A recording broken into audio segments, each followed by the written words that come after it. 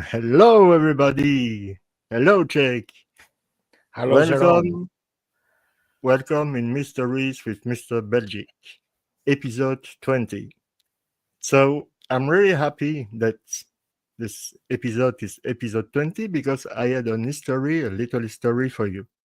20 years ago, I had a metal band, named Mud Cuts. It's here. This is the album. And here, this is the tattoo. So, you see, it was the tattoo of my band. So I've decided, because it's made 20 years ago, it's episode 20, to share with you some of the songs of my album. And my album will be released for free on this YouTube channel. Maybe not with great stuff, but you will have the song with some image. I will try to do my best. But before starting to talk about the Zodiac with Mr. Shake and Eve after Cheryl, we will join us as soon as possible. We are going to listen the first song of this album, Mudcuts, Dog Frog Circus. Here we go.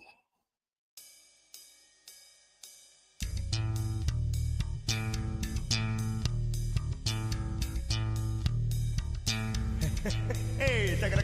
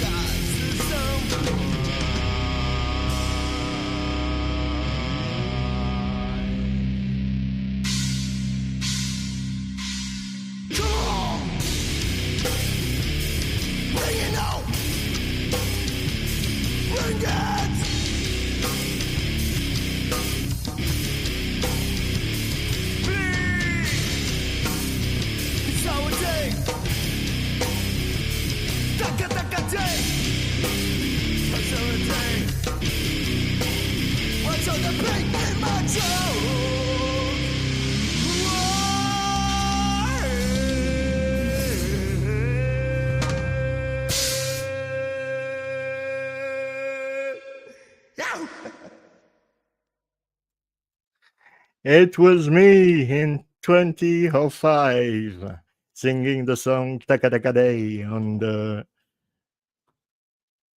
record Mudguts Dog Frog Seekers. So, what do you think about the music, Check? Did you like it? Did you like it? I loved it. It's Mike Patton vibes, as you told me. It's very progressive rock with a metal sound. Yeah, I think it would be right in place with the rest of the late 90s progressive music and stuff like that, early 2000. I'm sure that yeah, those who love I don't know how you feel about Mastodon, but I think it's in the vein of Mike Patton bands and bands like Mastodon and stuff like that. So I I think it agree. will go very well. I Great agree, sound too, Ron. man. Love the Yeah, yeah. production. Thank you very much for the reference with Mike Patton because it's Mike Patton and I'm not, but thank you very much. And if you have enjoyed, it's really great. Really, I'm really happy. And you will, I think that also Mike Patton is a very cool person, and he always wanted to yeah, work with new bands and stuff like that. That was one of his things, that he was never, uh, the poser rock star. He was always very down to earth and uh, very crazy about trying out new sounds and rock sounds and metal always, sounds. yeah, always looking for a new song, new sounds, new stuff, new, always. And this guy is a beast, a real beast. Mike Patton is a real beast. But we are here to talking about another beast, not a good one this time. We are here to talking about the Zodiac Killer mystery, episode 20 with Jake. So, Jake, what do we have this week? What do you have as new? Well, we have made a good discussion, I think, the previous Monday about, and I hope to be able to go back again to the pictures and the newspaper clippings that we shared together at the end of last Monday about the connection of the middle family between the Faradays and the Taggart family. So the Taggart family belongs to what I think is one of the killer's canonical communications, the Oakland A's tickets. There is a side story to that links to the Haas family that we have discussed concerning the Stein murder route. So the tickets sent to the 1423 address of Gerald and Barbara Taggart were referenced to law enforcement by the wife, by Barbara Taggart. And what we shared last week is the information that actually the Taggart family knew the family of Claude Crams, that was also part of the group of the Vallejo Selling Club. And we provided the clippings for two different connections of the Crams and the Taggart family. One is the kids' baseball for their children, and the other is the Dan Mini Elementary School that provides another connection with the teacher, Leona Young, that was a senior member of the Boy Scouts, that David Taggart was also a distinguished Boy Scout like David Faraday. And of course, it is documented that the Crams family belonged in the sailing club circle. They knew the family of Tom Faraday and Nina Faraday. So the intermediary family, let's say, is the Crams family. By following, the idea is that to have access to the Taggart and the Faradays, one would need to track down and stalk the Crams family. And the baseball and the bowling aspects of the Taggart family, the interests of the Taggart kid for baseball and also Barbara Taggert's own interest in bowling. She was an avid bowler, and as we showed the photograph and the newspaper clipping, she won a trophy shortly before the killer sent the tickets to the residents. And also the Tiger Kid, the baseballer, was a distinguished Boy Scout. He had also won some distinctions in the Boy Scouts. So it may be that the tone of the killer is that he wanted to congratulate the Tiger family in areas that he was tracking down.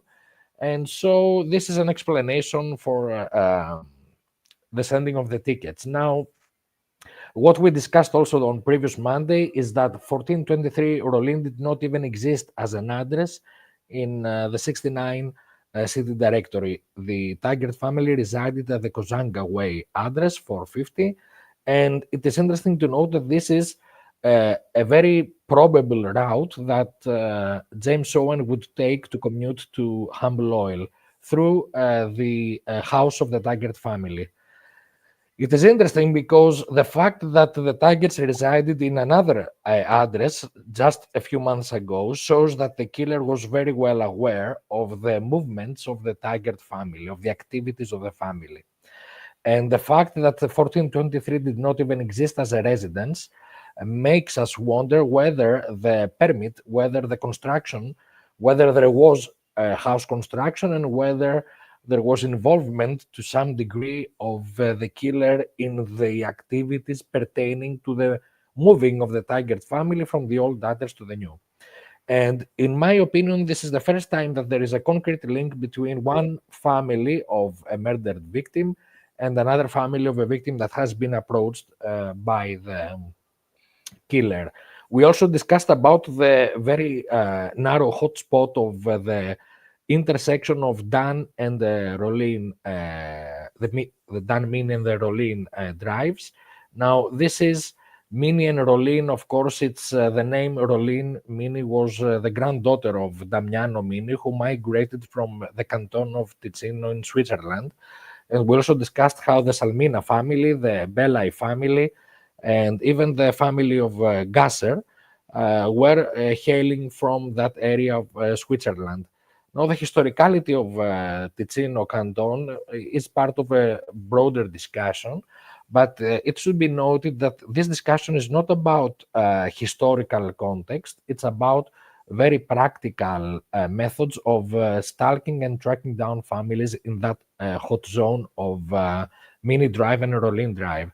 Now, Pennington, the relative of Peekaboo Pennington, lived there. Leona Young lived there. The Taggart family moved there. George Embry Mesger of the Vallejo Sailing Club as well lived there, and he was a 2-minute walk relative, neighbor, I apologize, of James Owen, who was residing very close to the intersection of Rolin and Mini. So you have these people of that have been discussed, some of them at least have been discussed a lot in the context of the case, and you have them in this very narrow area. Now, this makes things easier for a predator to track down, and it also thinks the things that we can deduce and conclude from this is that there is possibly an element of geolocality, that there were specific hotspots. One would be that area, one would be around the house of Werner Jensen, and another neighbor that would be Saver, an executive of PG&E, and another hotspot would be the area around the Union Oil service station that the killer did make the phone call, and of course it's the place of the Pisante Music Company and of William Andrew. That my understanding is that William Andrew, this is my personal interpretation, the family of William Andrew were also part of the people that were stalked by the killer. Now, Barbara Taggart's maiden name was Tyrell. The Tyrell family is found out through victims' lineages, if you look at the ancestral aspect of things. And of course, the idea of the predatory behavior of the killer could also be supported by the context of the victims themselves of Lake Herman Road, and of course, the historicality of the date, December 20. Now, I have this PowerPoint that hopefully I will be able to share with you guys. And it's been a while. I try to make PowerPoints totally thematic, so they're kind of, narrowed down, not going over all the topics that the oral discussion does. And so let me see if I can share the screen now. And let's see.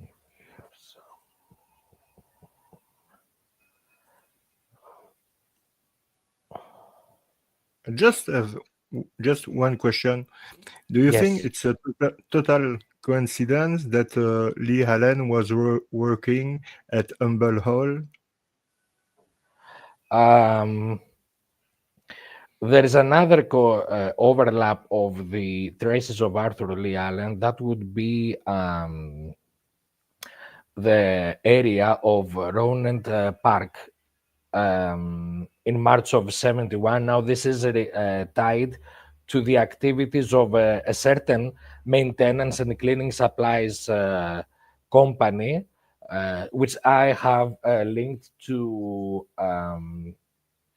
a person that I'm investigating, Eduard Edwards. He was associated with a certain businessman in San Rafael whose activities expanded not only in Novato and Roran Park, but actually that businessman, the information shows that he was also at least aware of the Klingel family and also of the Hauser family. Now, these are two people that have been discussed also in the context of the case. And it's interesting to see that at the time, March of 71, that Lee Allen is employed in Roran Park, there is expansion of activities of that company in that area. Now, just earlier, I shared that the Zodiac Theory server, the information that this company took the contract from Solano County for janitorial supplies for the season of 1771. Now, this was a decision taken July of 1970.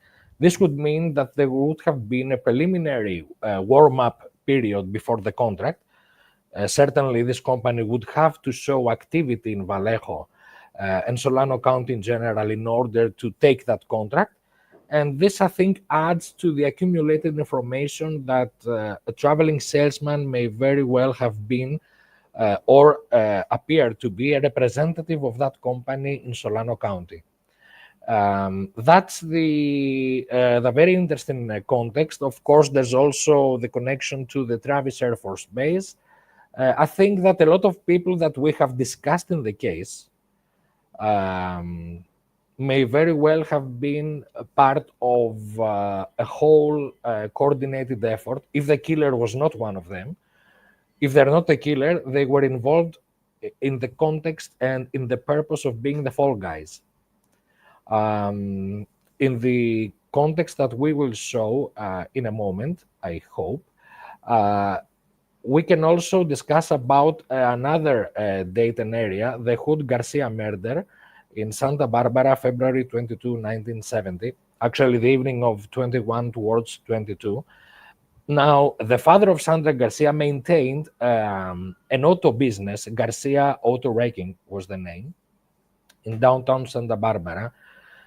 His next door neighbor of the family of another abducted victim, which I maintain is a canonical victim of the killer, the Hollingsworth family.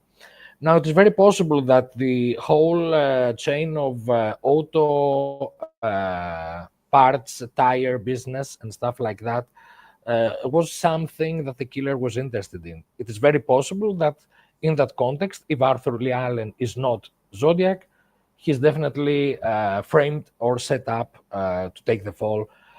Maybe because the killer may have known his activities, his other criminal offenses, and stuff like that. It's an idea that is worth at least entertaining. I found it very interesting that people that have been discussed in the context of the case, some of them at least seem to be in connection with that businessman that I mentioned earlier.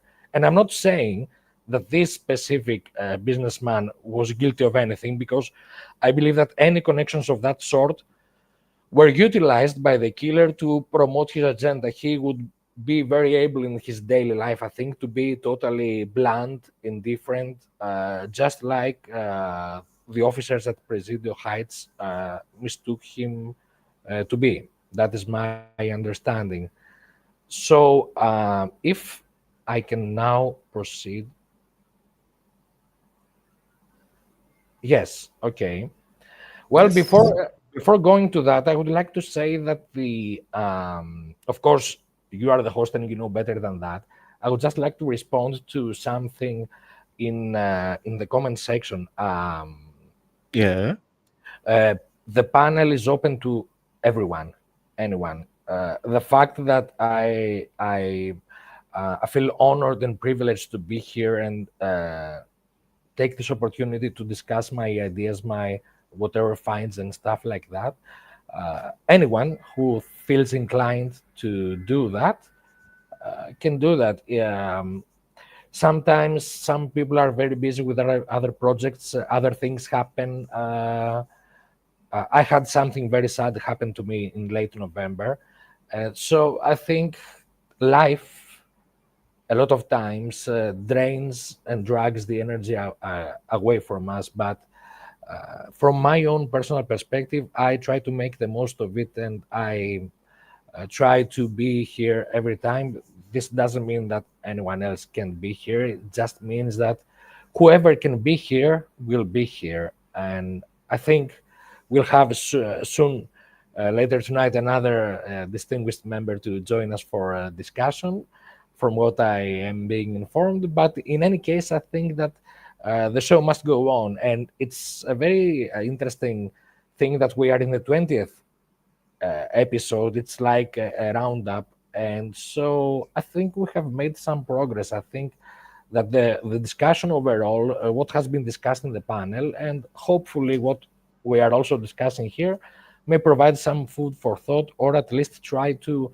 resolve a bit the various knots that have been identified in this case. I think that what we discussed last uh, last Monday about the Taggart family, for me, is very encouraging, because it shows that if you go through the list of the Vallejo Sailing Club members, each and every family, the idea is that eventually you will find something, and that shows that um, not categorically, but it is very probable and plausible. We can say that now the killer utilized public information, because the activities of the Vallejo Sailing Club were public.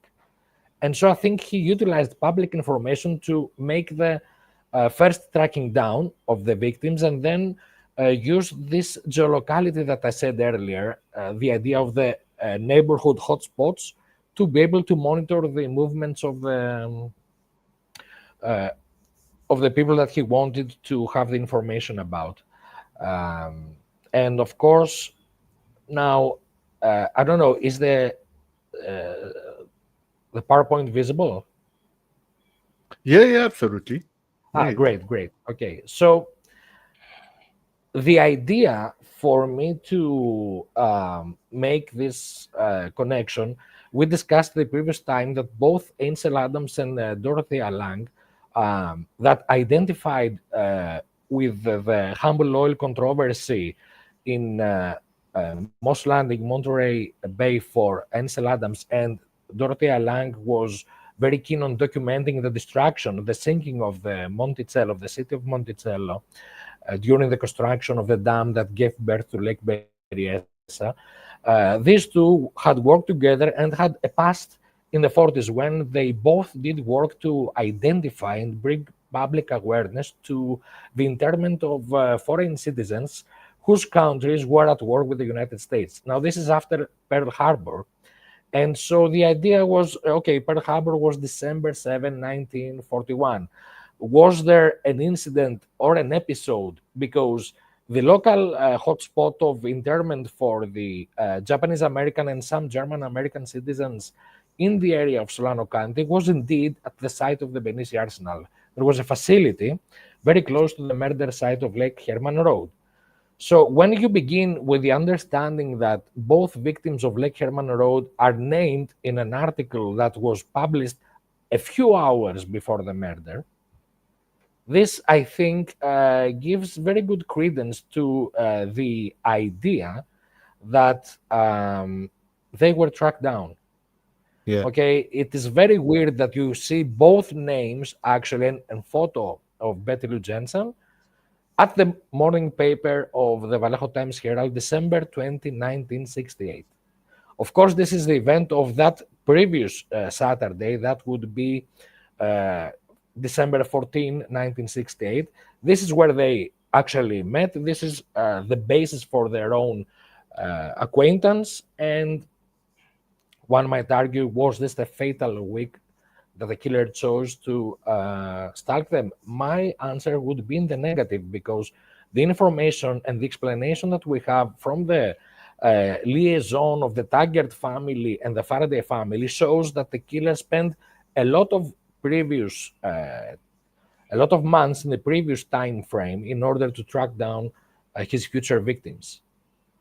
So the idea is that this began at least since the beginning of 68. I would guess also for the latter part of 1967.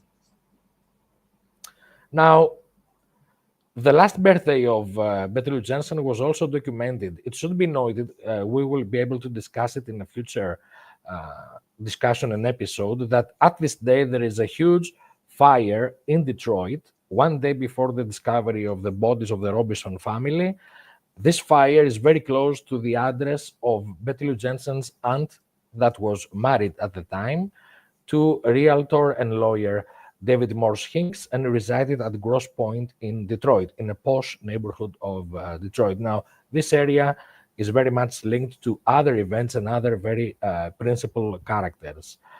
The brother of David Morse Hinks was also into the realtor business, as was their father, very much into the northern Michigan mining business and political interests and representatives of that area.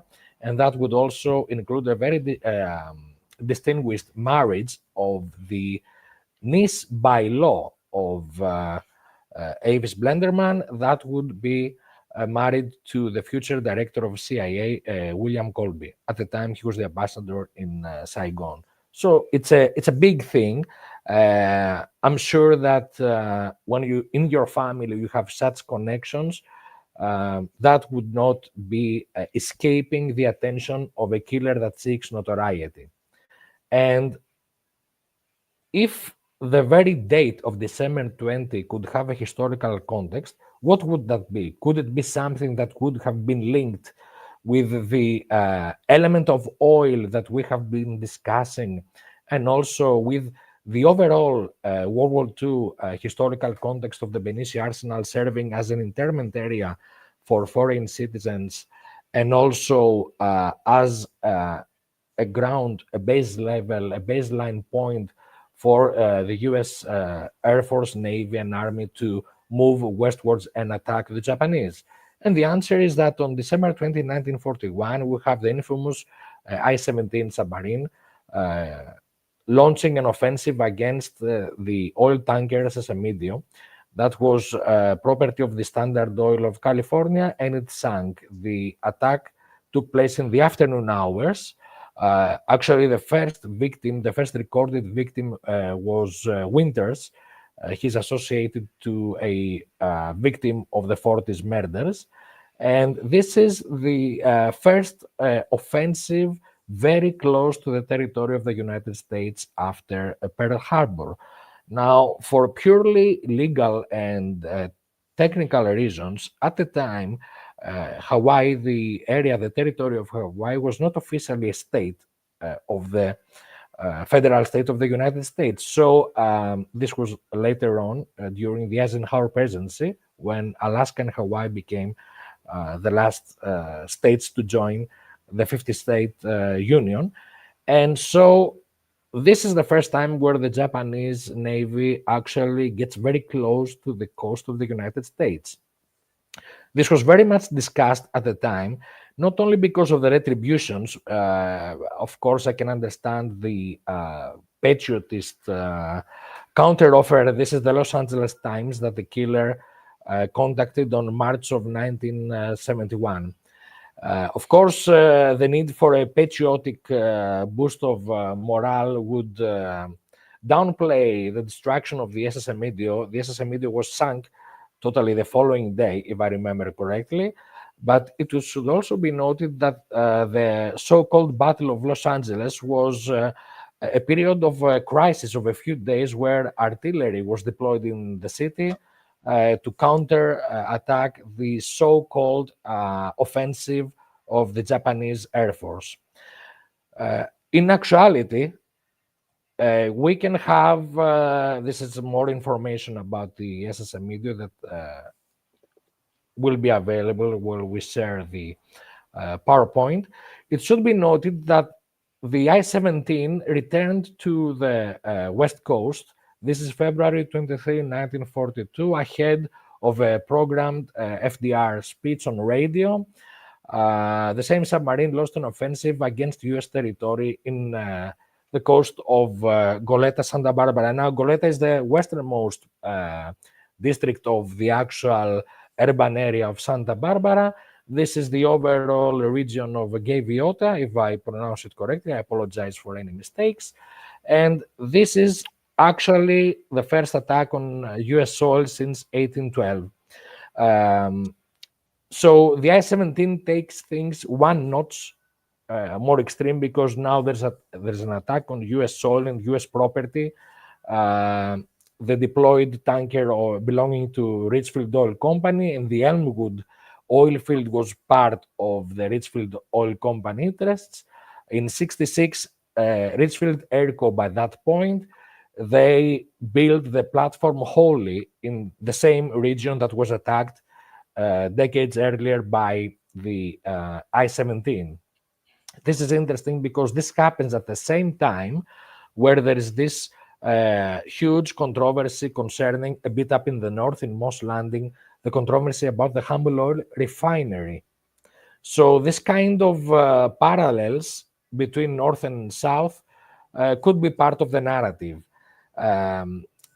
The actual aftermath of the attack, among others, in Goleta was that there was an impromptu rise against Japanese American citizens in the area, especially in Solano County, because at the date, December 20, of the I-17 original attack on SSM Medio, there is a local soldier proclaimed dead. He had gone missing after Pearl Harbor. And this chain of events caused an upheaval in the area of Vallejo and Benicia that actually preceded the official declaration, the directive of President Roosevelt for the official interment of citizens of foreign powers of ancestry from countries that were at war with the United States. Now, it should be noted that this chain of events provides a time and space overlap with the murder of John Franklin Hood and Sandra Garcia.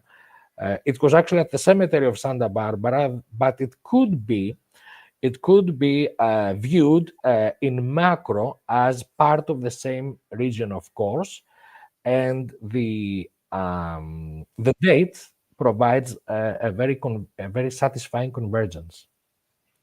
Now, the idea of oil, murder, military being able to provide a narrative for that date might just well be a probable explanation for the date. Of course, there are overlays of information, and there is another aspect, the religious Catholic aspect, that I would like to discuss with you the following Monday.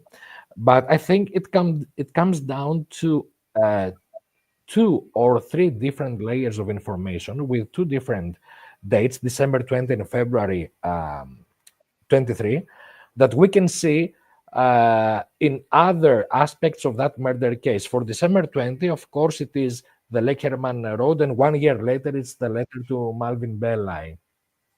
December 20 is also a historical date tied with the beginning of the United States Civil War. So you have now this overlay, these layers of historicality, so to speak, where time and space, again, we move from the past to the future, actually in a circular loop. That would be in compliance with the narrative of the Zodiac Circle as a space-time continuum. And February 23 was the birthday in 1803 of John Sutter, of whom we spoke the previous Monday. February 23 is a recurring date of crimes in the state of California. There are also murder attempts, at least. The first attempt of a murder in Texarkana in February 23, 1946. And you have two murder cases in 47 and 48 in Los Angeles. So there is a whole stream of such events. It also should be noted, and I would like to say hello to Cheryl, and I apologize for my babbling. I'm gonna shut up in a few seconds.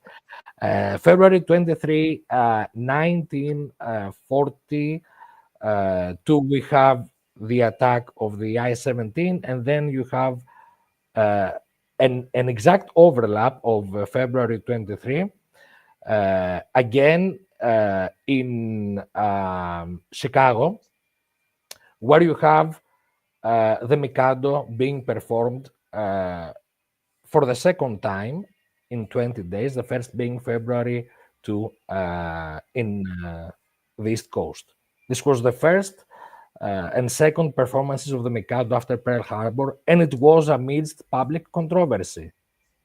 These are very interesting, I think, overlaps that a manic predator killer may have taken into consideration. And at this point, I think I will just show this for the sake of completion and give you the microphone to you and Cheryl. And thank you for your time.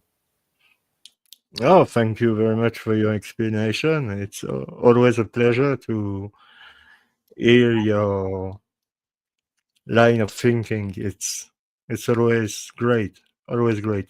Cheryl, how are you doing? I'm doing good. So I'm here. So I was listening to you in the background while I was trying to get my parents straightened away. So sorry I'm late, everybody, but at least I'm here. So Yeah, it's. and I heard your music. That was beautiful. Oh, thank you. Yeah, I heard. Shake didn't play any of his music. Actually, he is amazing. He is amazing as well. So I think we need to. I think in future reference we'll do that also. Okay. Thank you. All right. I was gonna say I didn't hear you pop up and say hey. So in the future, I'm gonna hold you to it because you're good. So Thank you. So Cheryl, uh-huh. what's new for you? What do you have discovered those last week? What do what's going on? Yeah, because it's been a long time. It's been a long Yeah. time since we've seen one another. It's probably like close to 6 weeks at this point. So Oh yeah, by the way, Happy New Year. yeah, Happy New Year to you too. Happy New Year. Kiss. Big kiss. Yep. Mhm. Yeah, it seems like the new year has started out a little bit rough for everybody around here. So Yeah, it seems like pretty it much was. everybody in the Zodiac community. I know Death by Stereo is saying, where's everybody else? I think right now, pretty much everybody in the community is having kind of a rough time. So Yeah. in their own personal life. And so I think if we're here and we keep trucking, and hopefully when everybody is able to, they can come back. But right now, I think that for a lot of people out here who really have been the ones talking, it's rough either with work or personal problems and own things going on in our lives. So we're going to try to keep the show going. I know that it's been a little bit rough coming back, but hopefully if we keep going, we'll get more people to join us. And hopefully new voices that we haven't heard from before.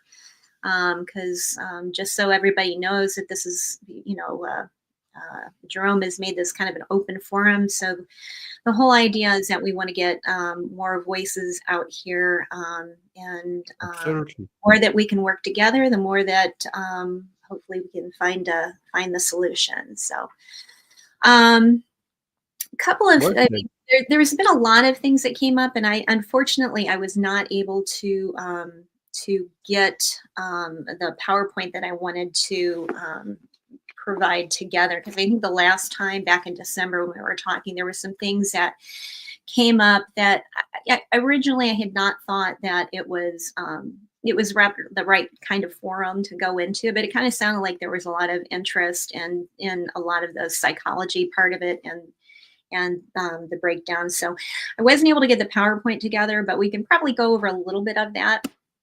One of the other things that I really wanted to talk about was that on the Zodiac Theory Discord server, we're going to be doing a book club. And what I am going to do, because I know that that is a closed server, but what I am going to do is going to be starting a YouTube channel with kind of like a read along. So the first ones that we're going to be going over are going to be actually just the case files. So it's going to be more of just a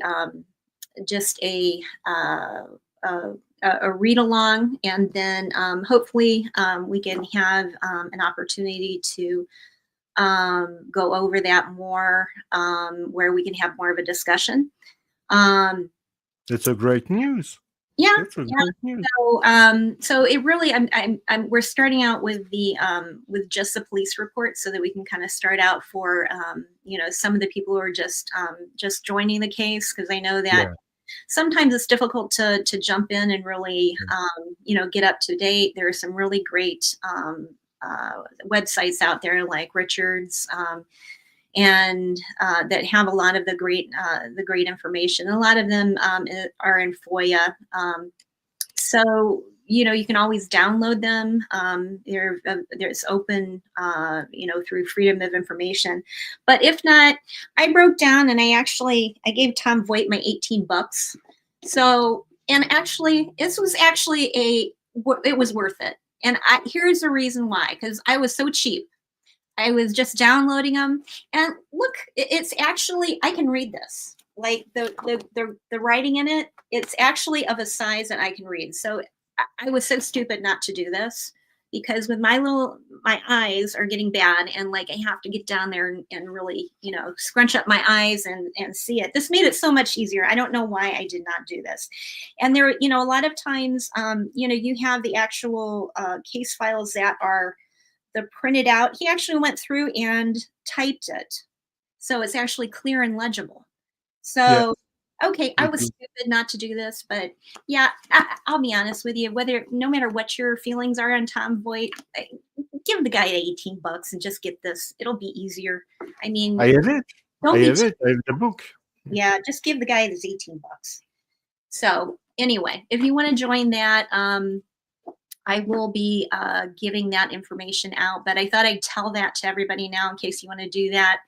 Either download them, keep them in a file, or give Tom Voight his $18.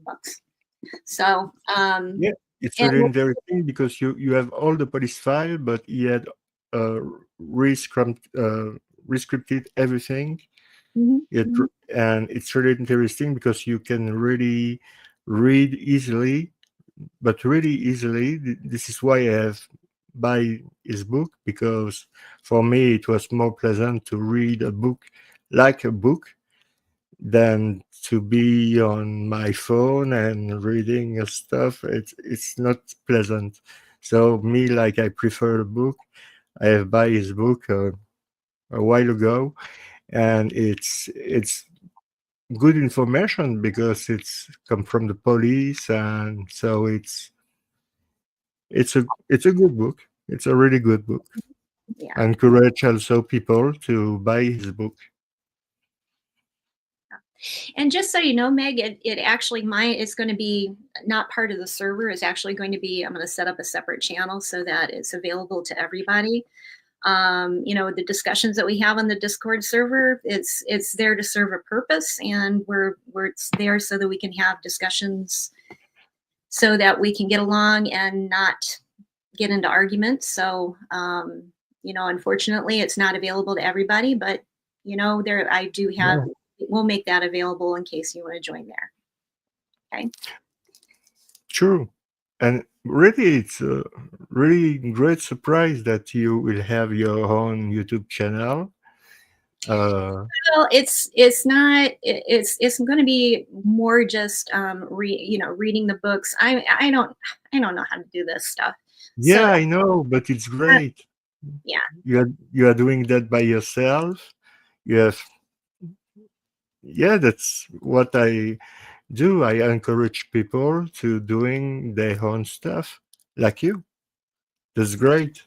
And if Congratulations.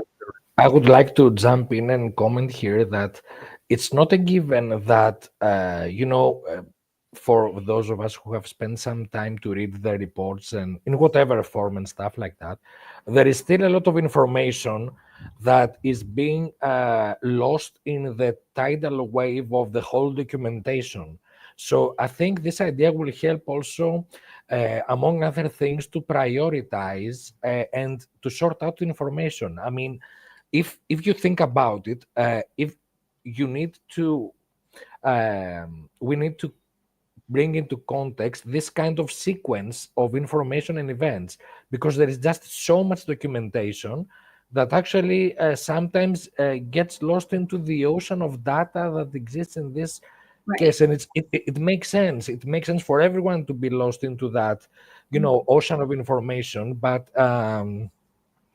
at this point, I think to go through these fundamental texts and documents and information, I think will help prioritize also for a whole new bunch of people that could be introduced to the case Right. via this YouTube channel, via this panel, or through Cheryl's new effort and stuff like that. So it will be beneficiary both for the newcomers and also for people who have been around so long that maybe this information comes in circles and comes and goes from our minds. It's very human. It's very human. Yeah. Well, and I think that. I mean, when you first jumped into this, I know at least for me, like you jump into it and you start reading, and then you get little bits and pieces here and there, and it's very easy to get overwhelmed because there are so many books out there that people have written that I just haven't gotten around to yet, and it's there. Everybody has their own take, and I really so far have been trying to concentrate really on the canonicals and then go out from there, because it's very easy to get go on tangents very easily in this case, because it's just an overwhelming amount of evidence. And there's things that you run into every day that you think, oh, I've read that case file over and over. I've read the police reports, and each time I read it, it's like, oh, you're picking up something brand new.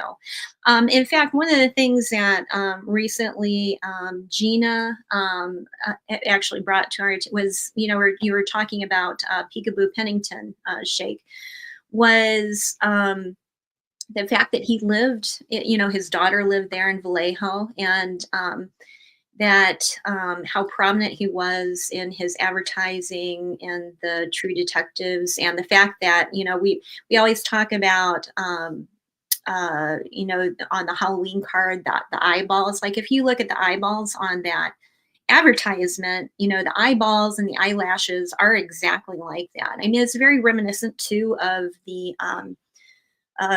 Yellow Submarine.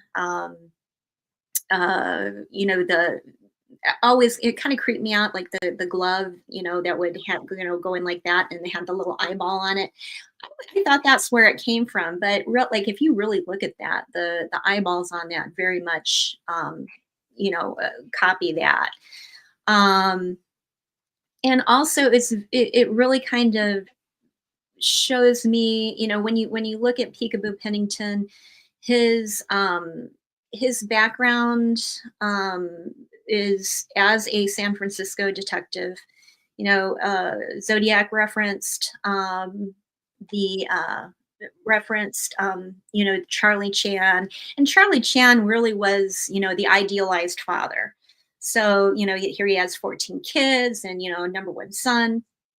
And that relationship between Charlie and his sons really is pivotal. And even in the Mikado, when you look at Coco, and in a way, it's almost like a fatherly figure, even though it starts out like in a way, he is even more of a father, like a true father figure to the young lovers than the Emperor is. I mean, in the interactions that you see between them, I mean, really, even though Coco is a high executioner and he's involved in all this, really he has more sympathy for them. Like, you know, when you watch the act where, you know, he's kind of directing the lovemaking and he kind of really is trying to help them.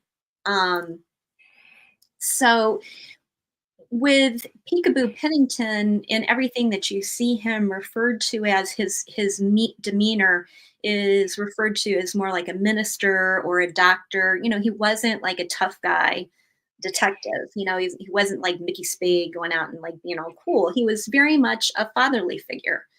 And it kind of goes back to psychologically, you know, I think Zodiac really there is, when you look at another letter that Gina on the server brought up that I wasn't aware of, but there was the 1955 letter that even though it's not confirmed that it was a Zodiac letter to the Vallejo Times Herald, or not the Vallejo Times Herald, that one was to, what's the newspaper in St. Helena? Shake, do you remember the newspaper in St. Helena was the newspaper that one was written to, and that was 1955. And the tagline would that be the Napa Solano Gazette? Yes. No, it said St. Helena. It was a St. Helena newspaper that it was written to. Anyway, it was written to the St. Helena paper, and then. But his tagline on that was Friar Puck, which also kind of gives, and he references the Mikado in that. And so when we're looking at that letter, what he is talking about in reference to that is the fact that he had gotten a newspaper, and essentially there were just essentially conflicting advice to parents of what parents should do. Parents should do this, parents should do that. And it was very conflicting information. And essentially, he wrote it and was referring to the fact that, you know, that essentially, you know, the parents are crazy. There's nothing wrong with the kids. The problem is with the parents. And then all of a sudden, if you look, even though we don't know that's him, by the writing, it's pretty apparent that it is him. I would be very surprised if it's not. So then you go 15 years in the future. All of a sudden, in those writings, the parents were the problem in 1955. You fast forward to 1969, 1970. All of a sudden, the kids are the problem. So that does kind of give you a reference point, as in 1955, he was more identifying with the children and seeing the parents as a problem. And obviously he's a personality type that he's always going to see the problem as something outside of himself. He's never going to see, what can I change? What can I make better? The problem's always going to be somebody outside of himself. So he takes what's going on with him individually and is going to end up globalizing that. So when you look at that, all of a sudden, 15 years later, he's seeing the children as a problem. You know, he's seeing the children just like in the Star Trek and The Children Shall Lead, where essentially they're criminals and they're not controllable to the point that Kirk is thinking about killing them because he can't risk that, you know, going on. So when you're looking at that, it really does kind of give you an idea of how he sees himself, which would be, you know, in 1969, 70, he's really seeing himself as an adult compared to his victims. So when you're looking at 15 to 20 in 1970, he's seeing them more as separate from him. In 1955, he's seeing them more as someone who needs to be sympathized with. So that really does kind of verify the fact that it's not just that he might seem younger. He is in his late 30s and 40s somewhere. Because I would say that, I don't know, when did you start feeling like an adult, like compared to a kid? I don't know, sometime in my 30s, I would say, late 30s, 40s. But it just kind of goes to confirm this is somebody that is about the same age as what the descriptions are. And really, when you look at the idealization of a father figure. This is something that was really important to him, that need. And so when you're looking at his behavior also, is that if you look at Maslow, the stages of development by Erickson, the stage of development, industry versus inferiority, is usually somewhere between, about 8 for the most part, but somewhere between 6 and 9. I have a feeling that if he's having it, he's really kind of stuck there. He had some, he's constantly trying to prove that he's smarter than everybody. Well, you know what? Everybody who I've seen that's smart, they don't have to spend time proving that to everybody because they know they're smart. It's like that little kid, when they're running, you always see whenever they're running and they say, "Look at me, mom, look at me, mom," and I'm the fastest. Well, at a certain point, once you start getting into, 10, 12 years old, you realize, look, that guy's faster than me. Go ahead and concede that, but I'm going to be better on some other things, or you're always somewhere on the continuum. So until you reach a point where you're okay with that, you're going to have trouble going into the next stage of development, which, once you get into those teenage years, which is really when he really is focusing on that age range, that teenager range. So there is that built up anger towards that. But I would also say that looking at the fact that really is the age range when he's having where he got kind of stuck at, I wouldn't doubt, based on some of the media references that we're seeing, that he probably had a loss of a father, because obviously there is a feeling of connection and love towards a father, because he's looking at these idealized. It's not that he didn't have a father figure that wasn't fulfilling that. It to me, it almost feels like more of a loss of that.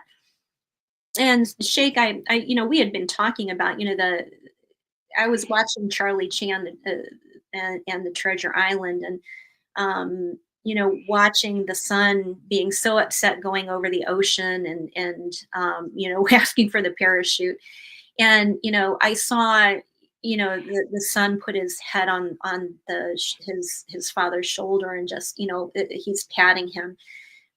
I think that he had that, but there's something about that it was there was a break there. There was some kind of trauma at that point in time. And a lot of times when we're talking about people who have killed, a lot of times we get hung up on the fact that people have to be psychopaths, that they have to be psychopaths because, who else would do that? But unfortunately, people kill for a lot of different reasons, and not all killers have to be a psychopath. There has to be a level of anger there, and it's scary for people. I think that for people to recognize that you don't necessarily have to have a personality disorder and be a psychopath to be a killer. And I think that when we're looking at that, we have to keep that in mind. There is that feeling of he doesn't have a whole lot of compassion, but he's also not a sadistic killer where he's dragging out the killings. When he could have easily, raped and tortured them at Lake Berryessa. A lot of these murders really are just coming up, popping, and shooting them. And he really doesn't care whether he actually kills them or not. It's more meeting out the meeting out the justice and whatever that is in his mind. And a lot of this has to go back to identity. Going into your teenage years, you're developing who you are as a human being. So really, a lot of this is just playing out for him to try to figure out who he is. And I've been doing a lot more reading of Carl Jung lately. because he dealt a lot with the development of the identity and the incorporating of the shadow of your shadow into your personality. Because with any virtue, for you to be virtuous, you have to have the opposite of the vice. We all have those in between us, and for you to have a really integrated personality, healthy personality, you have to realize that both of those are inside of all of us. And then you have to find it and meet that somewhere in the middle. But this is somebody that really is taking that part of his personality, and that part has to be a separate role, out there meeting this justice. And in his personal life, when you're meeting him, I don't think he's going to be that forward. Sometimes you see POIs where you look at him and you think, it just doesn't feel like it. Like, he's not going to be in his personal life a very forward, forceful person. This is Zodiac, and if he committed murders, which I do believe he did before, it's going to be almost like a separate part of his personality, because his anger, his need for justice has not been incorporated into his personality. And if you look at, I'm almost kind of wondering if his father was that person that either met out the justice or was a police officer, kept the peace. And I keep thinking back to, not just that, but like in the late 60s, one of the big TV shows back then was Andy Griffith. And so you'd always see Opie and, walking back behind Andy Griffith with a fishing pole on his shoulder, going out to, go fishing while they're whistling. And a very idealized view of justice. And I'm almost thinking that it's either that, or if it was a situation where that was thwarted. Because I can imagine that this would be somebody that, I don't know that they did a lot of psych testing back then for police officers. I know they do that now, and a lot of times, that they weed them out that way, unless they can, somehow figure out how to pass them, which really on those psych exams that they give it, for police is not that difficult to get past it. But I can see him, it's being very obvious. One, either because of physical means, he's not able to do that. But I can see him wanting to have been that person to mete out that justice. So anyway, I know I'm rambling on, so maybe I should slow down, because I think we need to start doing it kind of where we take breaks and talk a little bit more, and hear, because I really did not have something really planned for today. So I think I'm just going to stop to see if we've got any more questions. Yeah, well, just I'm hypnotized. It's a fantastic profile, fantastic analysis. I'm wonder for, it's a question for you. Or Jake, if you have a question before I ask my question, go ahead. Yes, I have, but please ask your question and I will do it after you, please. Okay. So first, I would like to know if you think that, because you are right about people who could or not could be psychotic when they kill, or doing that for rage or for sexual stuff. For example, we have the mob, we have the CIA. They are just doing their job.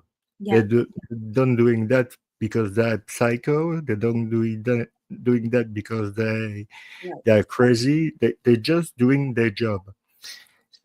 And I see something really,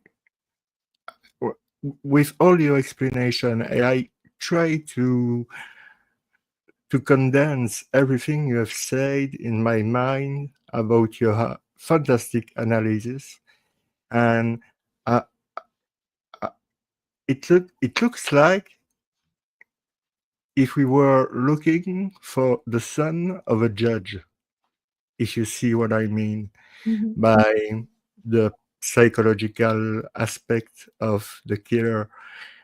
And I wonder if in your analysis, do you think that this kind of person could be in the same time a killer with not specially being, like you have said, a psycho or anything we have said, and in the same times being somebody really successful and really a family guy, really successful with, yeah. Is it possible for you to? It's possible in general. I would Yeah, not say. I would say that in this situation that there is evidence to show that it's not that he wouldn't be able to hold down a job, or either before this or afterwards. I think that this is somebody who is having some pretty severe mental health issues, and people are able to still have mental health issues and hold down a job, have families, and still have pretty significant mental health issues. I have just one question because you are the specialist, and after I let you explain, but it's just for me. Is the Parkinson issue is a mental health It's a or neurological. It's yeah? a neurological issue. Okay, Mhm. okay, thank you. Yeah, I mean, I would say that Parkinson's is there. It's a neurological disorder. I would say neurological disorders are kind of different from like a mental health disorder. I don't think that Parkinson. No, it doesn't play on your Right. capability to recognize the right and wrong and black and white, and yeah, I understand that, but it could, yeah, it's It may mental, a the brain issue. Right. So Yeah, obviously any health issue is going to be a stressor. You know, yeah, if you're having all of a sudden a disease like Parkinson's, which is progressive and yes, there's really no cure for it. So no, just finding that out that you have Parkinson's is going to cause you to have some mental health problems. I mean, unless you're really good and really can yeah, integrate the fact that you have that.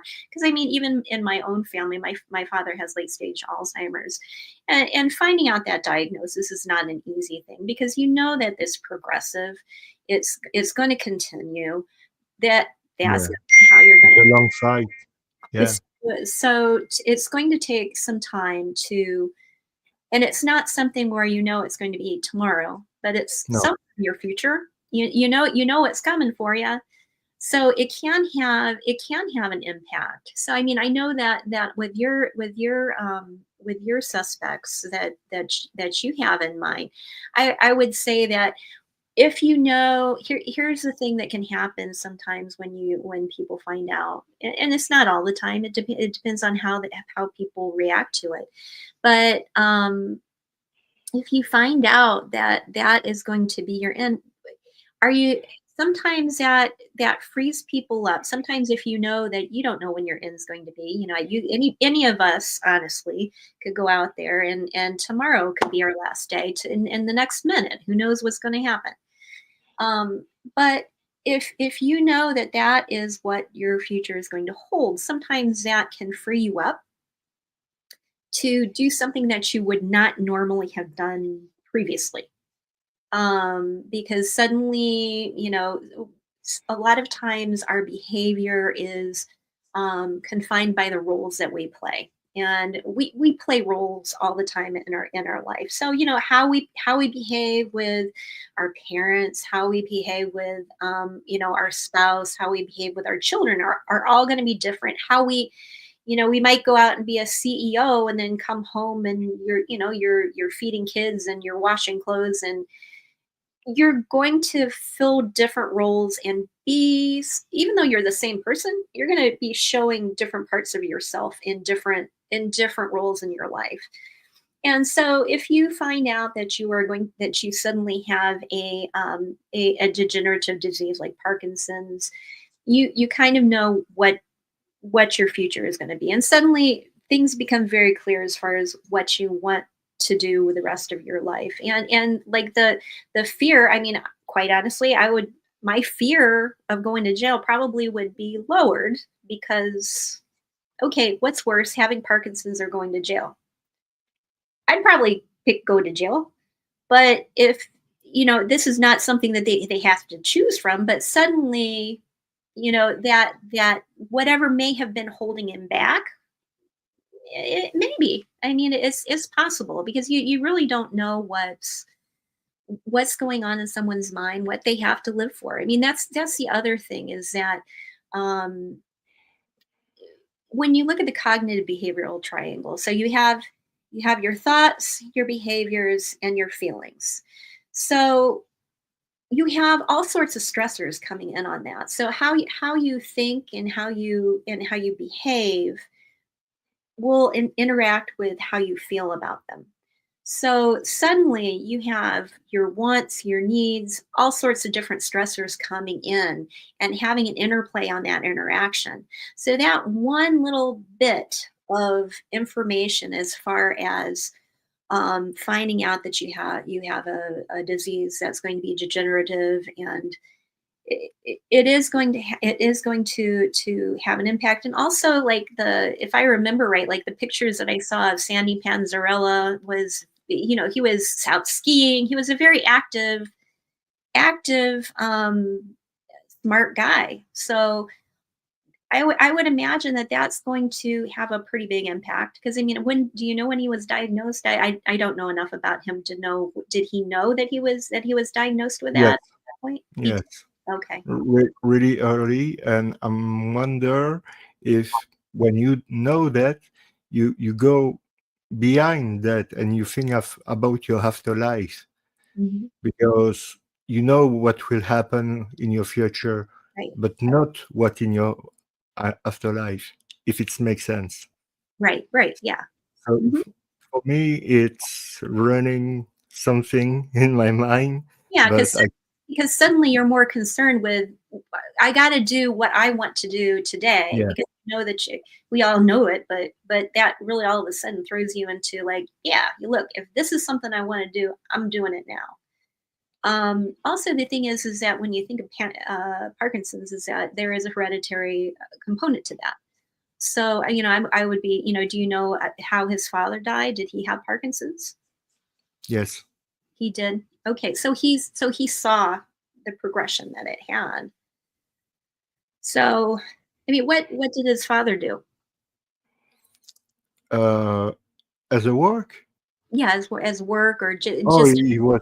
he was really successful in a lot of company that he created by himself. He was really rich, and that's sometimes people told me, no, he has too much to lose to be in the Zodiac, but everybody has too much to lose Right. if they are called to be the Zodiac. If you are rich or not, you have too much to lose. Well, what So, the thing is that when it comes to money, I mean, nobody can take it with you. So no, nobody takes it with you. So you only have to. I mean, everybody has things in their life that's important to them. So. yeah, that's sure. And I'm wonder also if when you know that, for example, you have Parkinson's disease and you know that really early, if it doesn't grow up something in you, more confidence, more. Do you see what I mean? Right. There's not that feeling of, suddenly all those things as far as like being concerned about what people think about you. Um, all of that goes away, you know. Uh, yeah, I mean, just finding out something like that, it would have an impact on you. For some people, it's for good.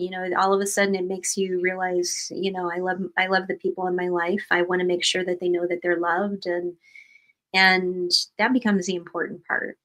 If he's Yeah. angry, if he was an angry person, because that's the other thing is that the Zodiac, there has to be some level of anger to this because you're talking about whether Yeah, it's probably. Yeah. CIA, um, and even even as simple as soldiers going to war. If you really think about it, when we send young kids out to war, 19, 18, 19, 20 years old, we send them out there and we give them a gun and we tell them shoot the guy across there. Now, in any other time, like if at home, like if you would think, oh, that's never going to happen. Give this person a gun, tell them to go shoot somebody. It's not going to happen. But it happens every day because all of a sudden, somebody who is in authority tells them to do it, and that's your job. And the same thing with the CIA. So I mean, it's scary to think about. It really is kind of scary to think about how easy it is to get somebody to kill somebody. But Um, the truth is scary, really. yeah, it is scary because really, when you think about it, that's why I think a lot of times when the most common murders that happen are the people that 80% of murders are committed by people that not by Yeah. serial killers like Zodiac. Yeah. So that's scary. I mean, that's the scary thing is that most people will be killed if they are murdered. They are going to be killed by somebody that they know in their own home. I mean, that's the scary part. Um, so the other 20% of those murders are what we focus on because they're stranger against stranger murders. Um, but they're also the more rare ones, and also it makes us feel more comfortable to focus on those because Yes.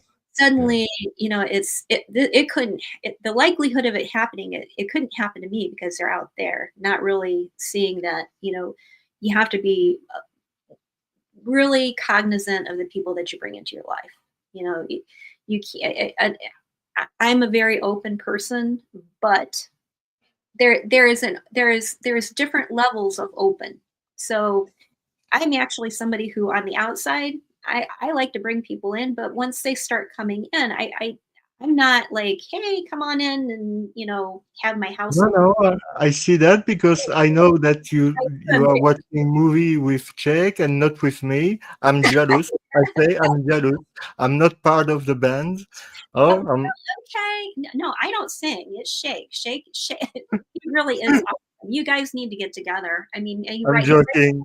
music, but we'll, at the next time we will invite you. I'm sorry, Jerome. No, I'm just joking. I love him. He knows it, and I love you too, Cheryl. And Yeah. I hope you know it. And I'm really proud to have you in the panel because you are really two smart people, but really really smart. Each one in his uh, own. Um, excuse me, I don't find the word. On its own, help me. Uh, In its own merit, in its own way. it's in own way, but you are so clever, and you can talk about this subject with not a cold case, which is still open, and like there is no um, statute of limitation in the United States for killers. That's great because that's something we can do, like you have said, with a lot of other people who wants to come here to talk, debate, explain their own um, theory, gave new explanation, be agree or disagree. It's great because we are creating, I hope we are creating a great community with, for example, you, Cheryl, will open a new YouTube channel. Uh, and I hope, Jake, one day we will do the same. And I hope Altug will do the same. And we will have a we will be bigger and bigger and bigger and bigger and bigger we are, bigger we can maybe solve the case that the law enforcement, the FBI and the CIA had never found out who was the Zodiac Killer. And maybe just us, the people who really care about other people, and even if it was a long time ago, we really care about people and people's family. So, like we are, I think, good people, we want more justice in this world, and it's a way to do it. And I think it's a good way with the good people. And when I say the good people, I'm talking about you too, you both, and everybody in the chat, because you are already absolutely incredible. You put all your brick in the wall, for the research, for everything, and that's really great. So I'm really proud of you both, guys.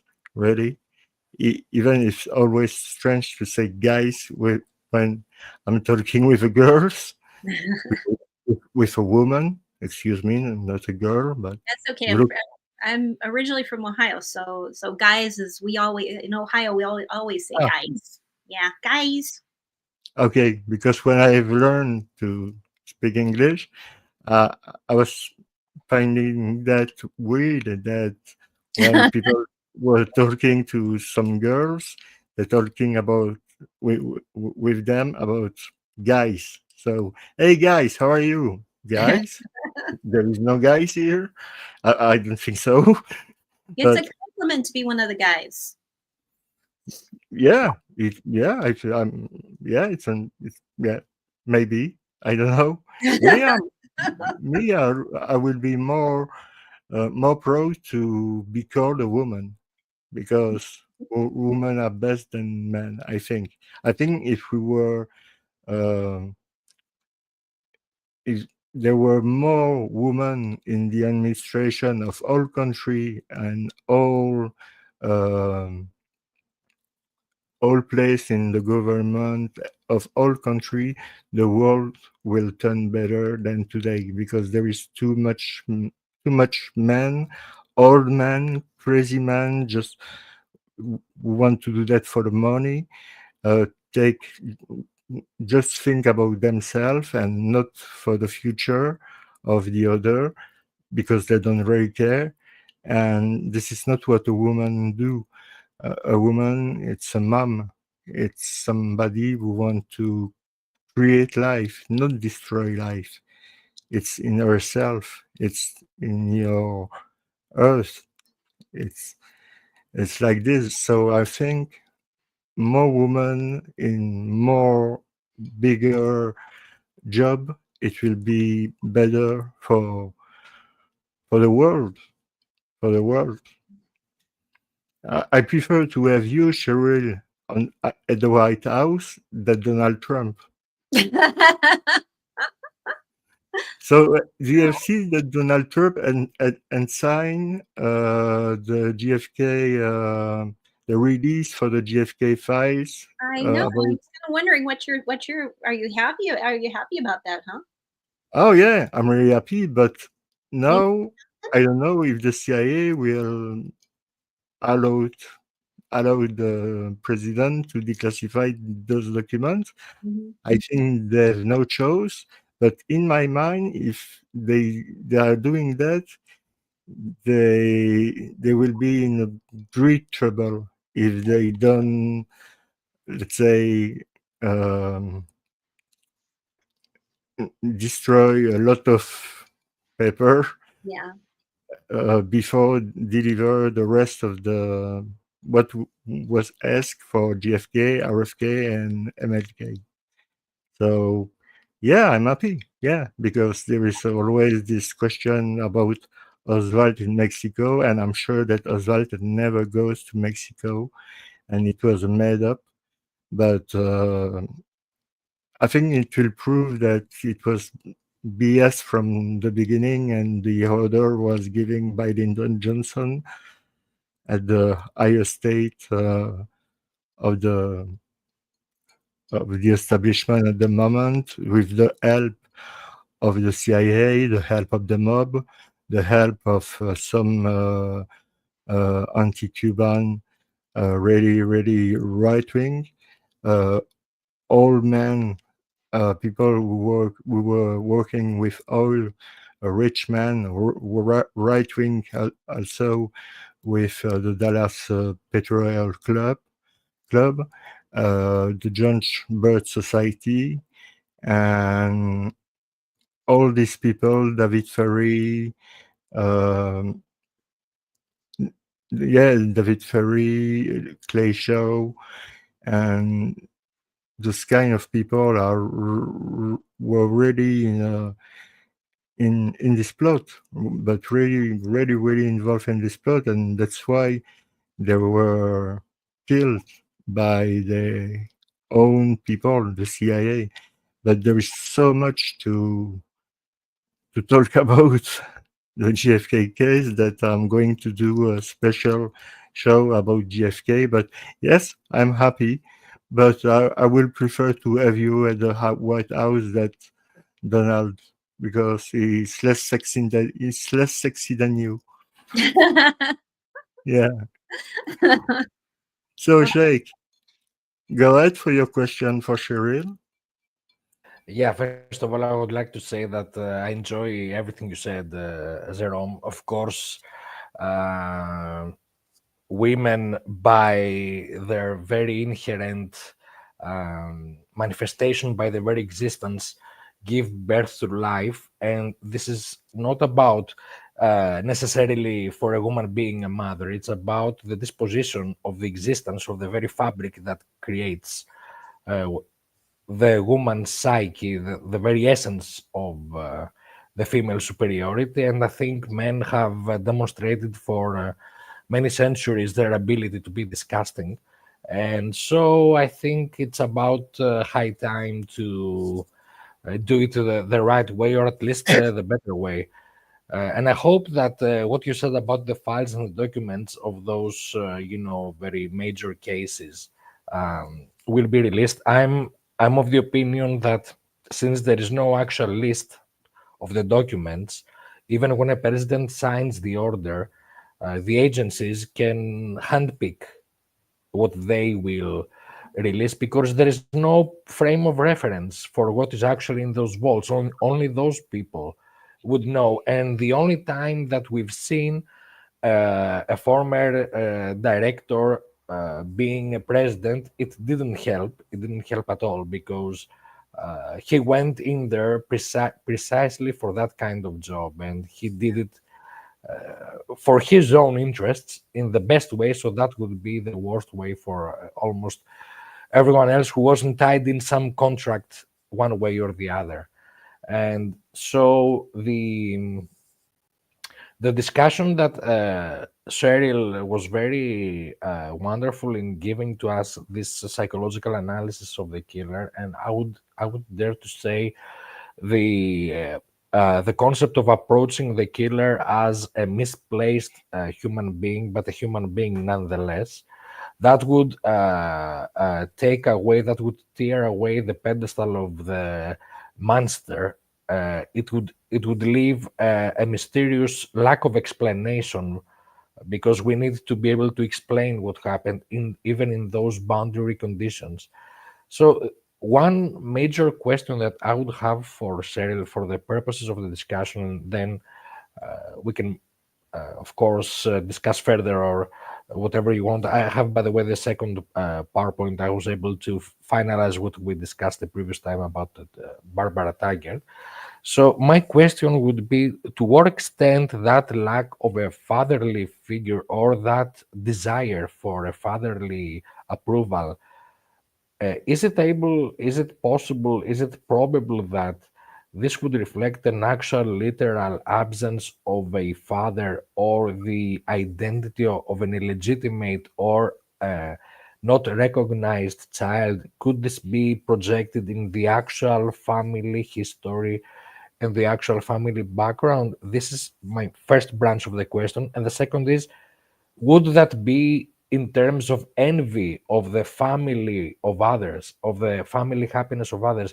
Could this be part of the murder motive? Yes and yes. So as far as a lack, I would say that yes. I would say that like I said, when you look at, obviously there was some kind of a trauma that happened around 8 or 9, that where he feels like he has to prove himself. If you're comfortable and you really did think you were that smart, you don't have to prove yourself. You just don't. I mean, I know how smart you are. You're not out there having to prove yourself. So, really smart people don't have that drive to say, hey, I'm smart. I'm smart. I'm smarter than you. There's not that need to say I'm smarter than you if you already are comfortable with how smart you are. That all there is all that kind of bravado always comes from a place of weakness. Because I've never seen anybody who's strong who needs to prove that they're strong. Usually all they have to do is stand up.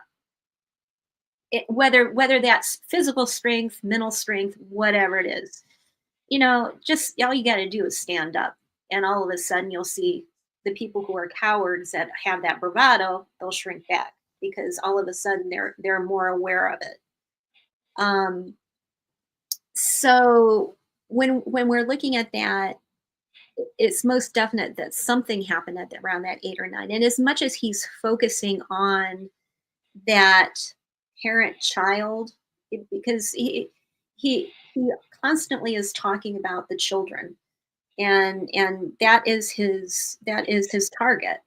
Earlier on in 1955, there was something wrong with these parents. These other parents they're failing to now. If you had a parent in your life, we all know, for those of us who have parents, no matter how good of a parent you have, you're going to have some kind of friction there, because it's natural in any kind of relationship that you have, that you're going to have natural day-to-day interactions where you're not getting along. So if you still have that parent in your life, suddenly, and I have that in my life as well, because knowing that both of my parents are in their 90s, I've always loved my parents. I have awesome parents, but I idealize them more now that I have that risk of losing them, where it's become more present in my life, that the possibility of losing them, the more I idealize them. And I realize that.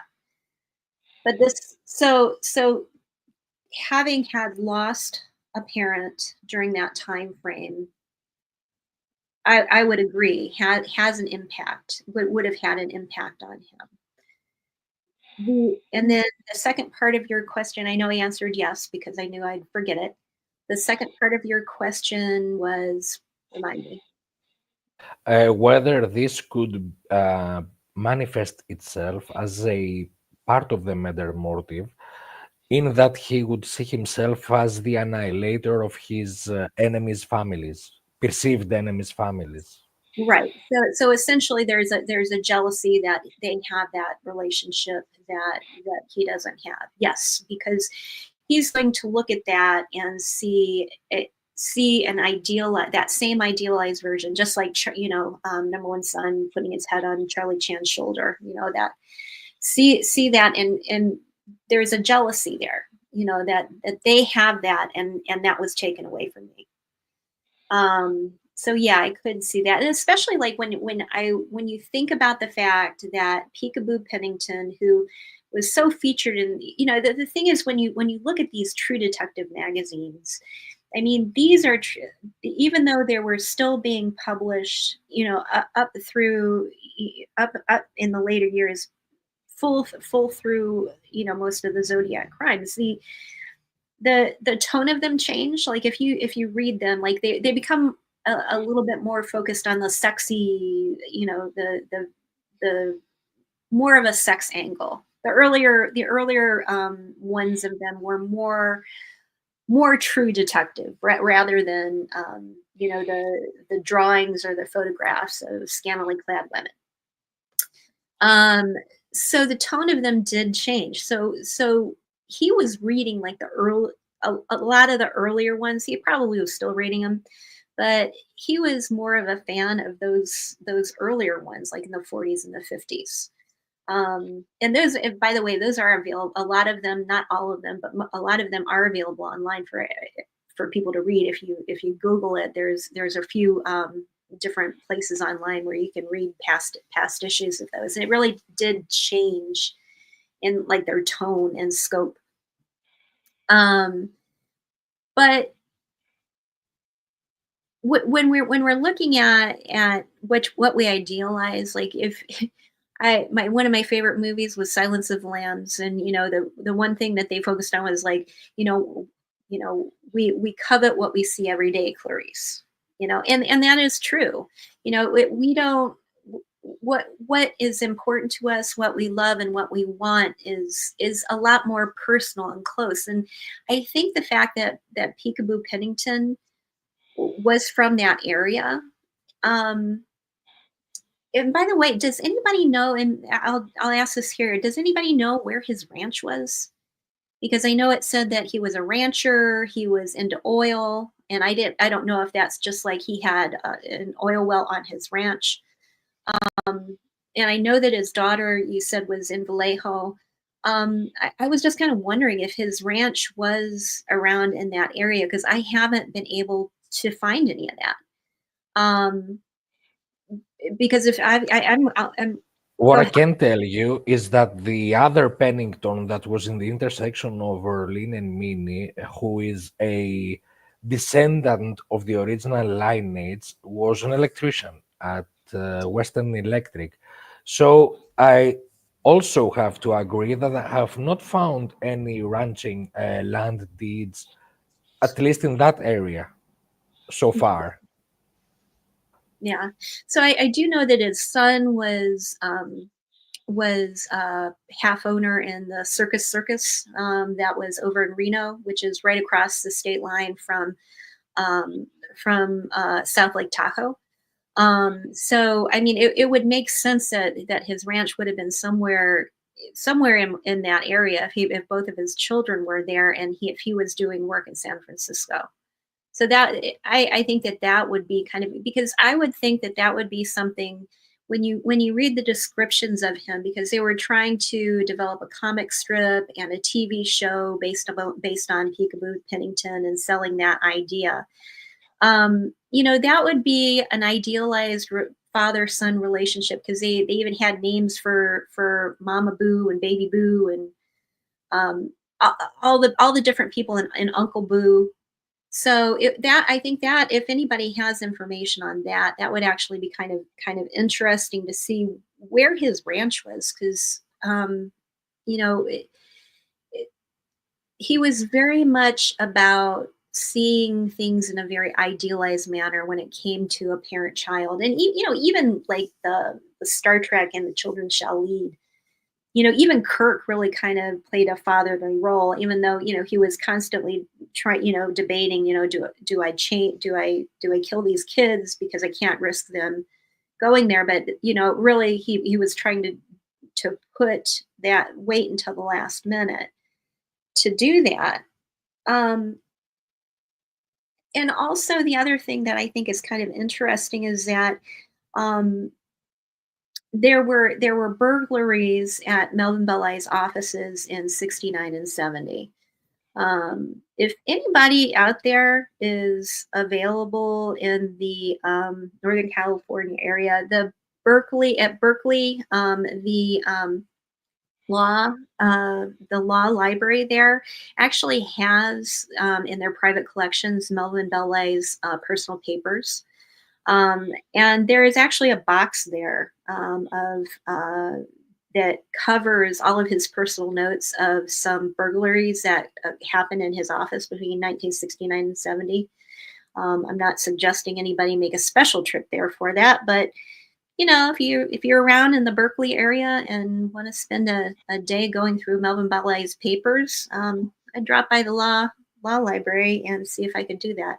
I might do that just on a whim, because I would be really interesting, considering that he had burglaries between 69 and 70, that he was so interested in, and it was such an impact that he has an entire box based on those burglaries. It wasn't like burglaries from 1969. It's 69 and 70. So why is somebody breaking into his office in 69 and 70? It might have been a newspaper guy. I don't know. But I would think that would be kind of interesting. I paid the fuel. Taken. So I paid the fuel for if you go. If you go, I pay the fuel. I think it's very, very important to be able to access information about these specific incidences. Well, and especially like what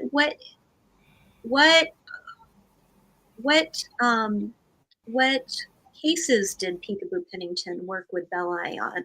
Because obviously, he's focused on Pennington and he's focused on Belli.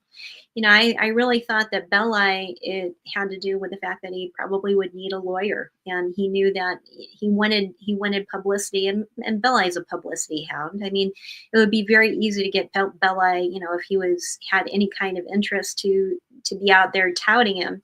And I thought it was that, but considering his obsession with Peekaboo Pennington, I'm kind of wondering if there was some kind of a connection where he, at least, even if Pennington didn't know him, if he was in the area and he's a local celebrity, he might have been, because I think about my little town, and there's a couple of football players, like they wouldn't know me, but they're professional football players. They wouldn't know me, but I know them. So, if that's something and if you were someone who was striving for notoriety, like this killer we hypothesized to be, wouldn't you do anything in your power to try to contact these local celebrities or whatever? I mean, letters. I mean, this guy loved letters. I mean, can you imagine the fan letters? Yeah, that would be interesting to kind of see if Peekaboo Pennington's papers are anywhere, because you would think that somebody like that would, if he was a private detective and somebody was sending you fan letters, I mean, I would think that hopefully if they have those, we don't know what the police do have and don't have, at this point. It's one of the things that everybody keeps talking about in the Zodiac community, about having them release what they have.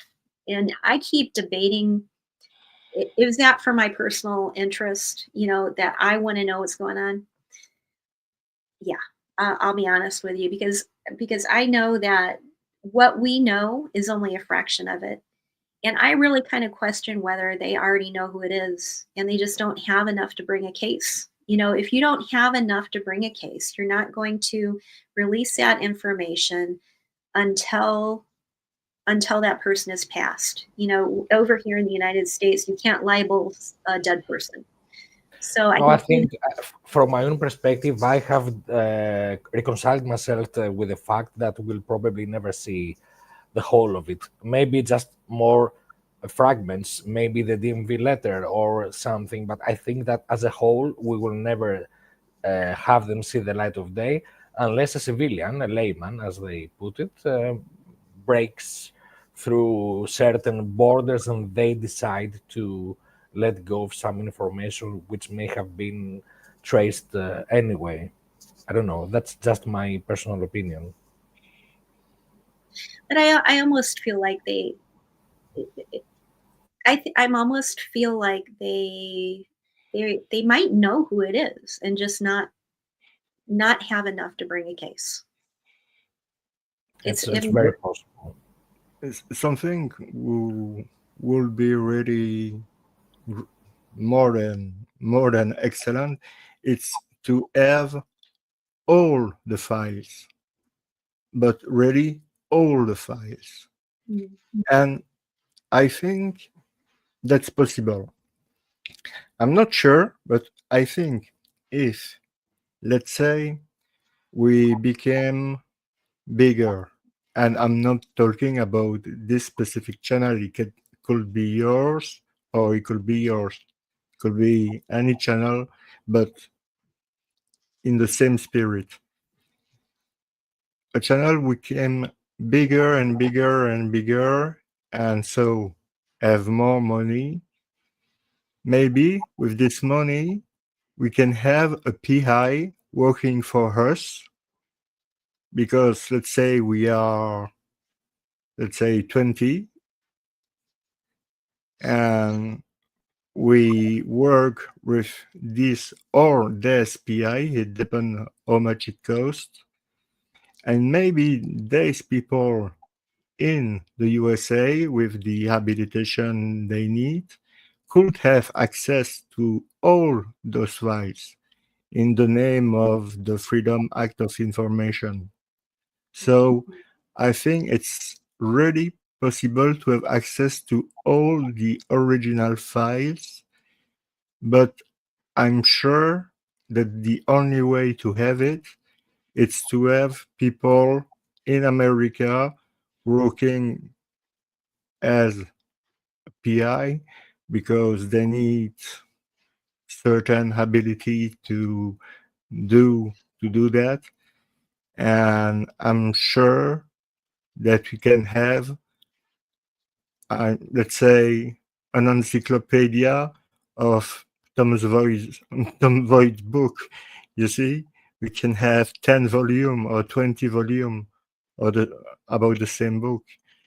And but I think Yeah, we if need all the files are released, we will probably need that kind of size. Yeah, if everything is released, it could be very possible.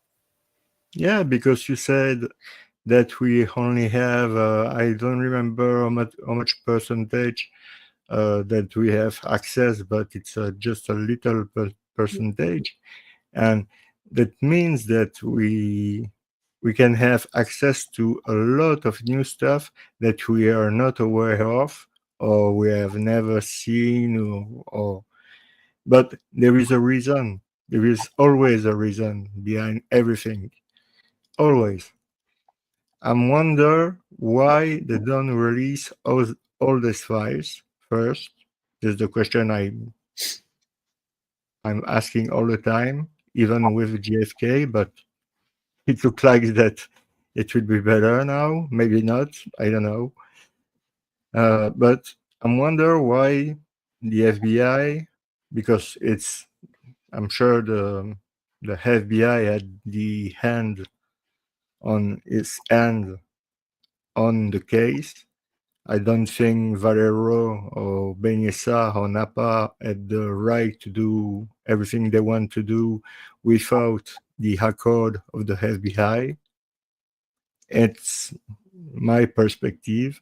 I could be wrong, could be completely wrong, but it's my perspective. And I think the FBI had a lot of stuff we don't have access that we could have access in the name of the Freedom Act of Information, because you don't need to be that's something I've learned that I was not aware.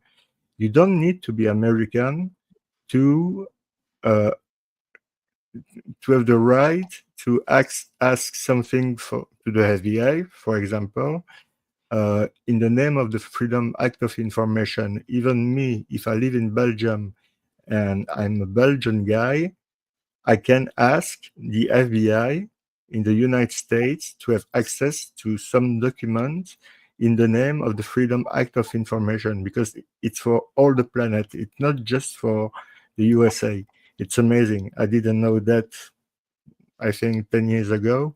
And I have learned that when I was, wow, we can have access to everything. Yeah, we can have access to everything. So I think we can have access to everything in this case, but I think we need to have somebody on on California for to have everything. I don't know Yeah, what you you need think about that. you need someone on the ground. You need someone on the ground. Yeah, Yeah, you need yeah, someone to yeah. be there. Well, two points that I want to make, and one, because I've been watching Vincent McConnell's Nuke Hoax 2024. Subscribe to the channel. Excellent channel. This guy's rules. But what I did, I've been following where he was covering Iran's. One of the things that that he's trying to connect a prowler that they have a video of. It looks like it looks like D'Angelo in a wig, just 2 weeks prior to his arrest, and we're talking about he was in his 80s. So if he, I mean, it's kind of scary, but if Zodiac is still out there, and there might be information that if that all of that information is, even though we have Freedom of Information Act, if it's going to put someone in risk, and there's also some holdback information that they may be holding back to verify, if they do get him in custody, to verify that it is him. So we even with that, even with Freedom of Information, you're not going to get everything. So there's still going to be some, usually they will have some amount of information that they're going to hold back to verify that if you have someone in custody and you're doing the questioning, that you do have the person in custody. But also there is the possibility of possible witnesses that may have given them information that it would put them in danger. Because if you think about D'Angelo and the Golden State Killer actually doing prowling up to 2 weeks before, and he was in his 80s. Yeah. It's scary to think, but Yeah. this is a very dangerous man, even in his 80s, going out there. And gosh, there was a guy in New York City that had been that had been arrested for murder, and pretty much most of his life he's been in custody for murders, and then they let him out. He committed another murder, and this is the last time he was in custody for like 25 years. They let him out on parole because he was in his 80s, and they think, oh, it doesn't matter.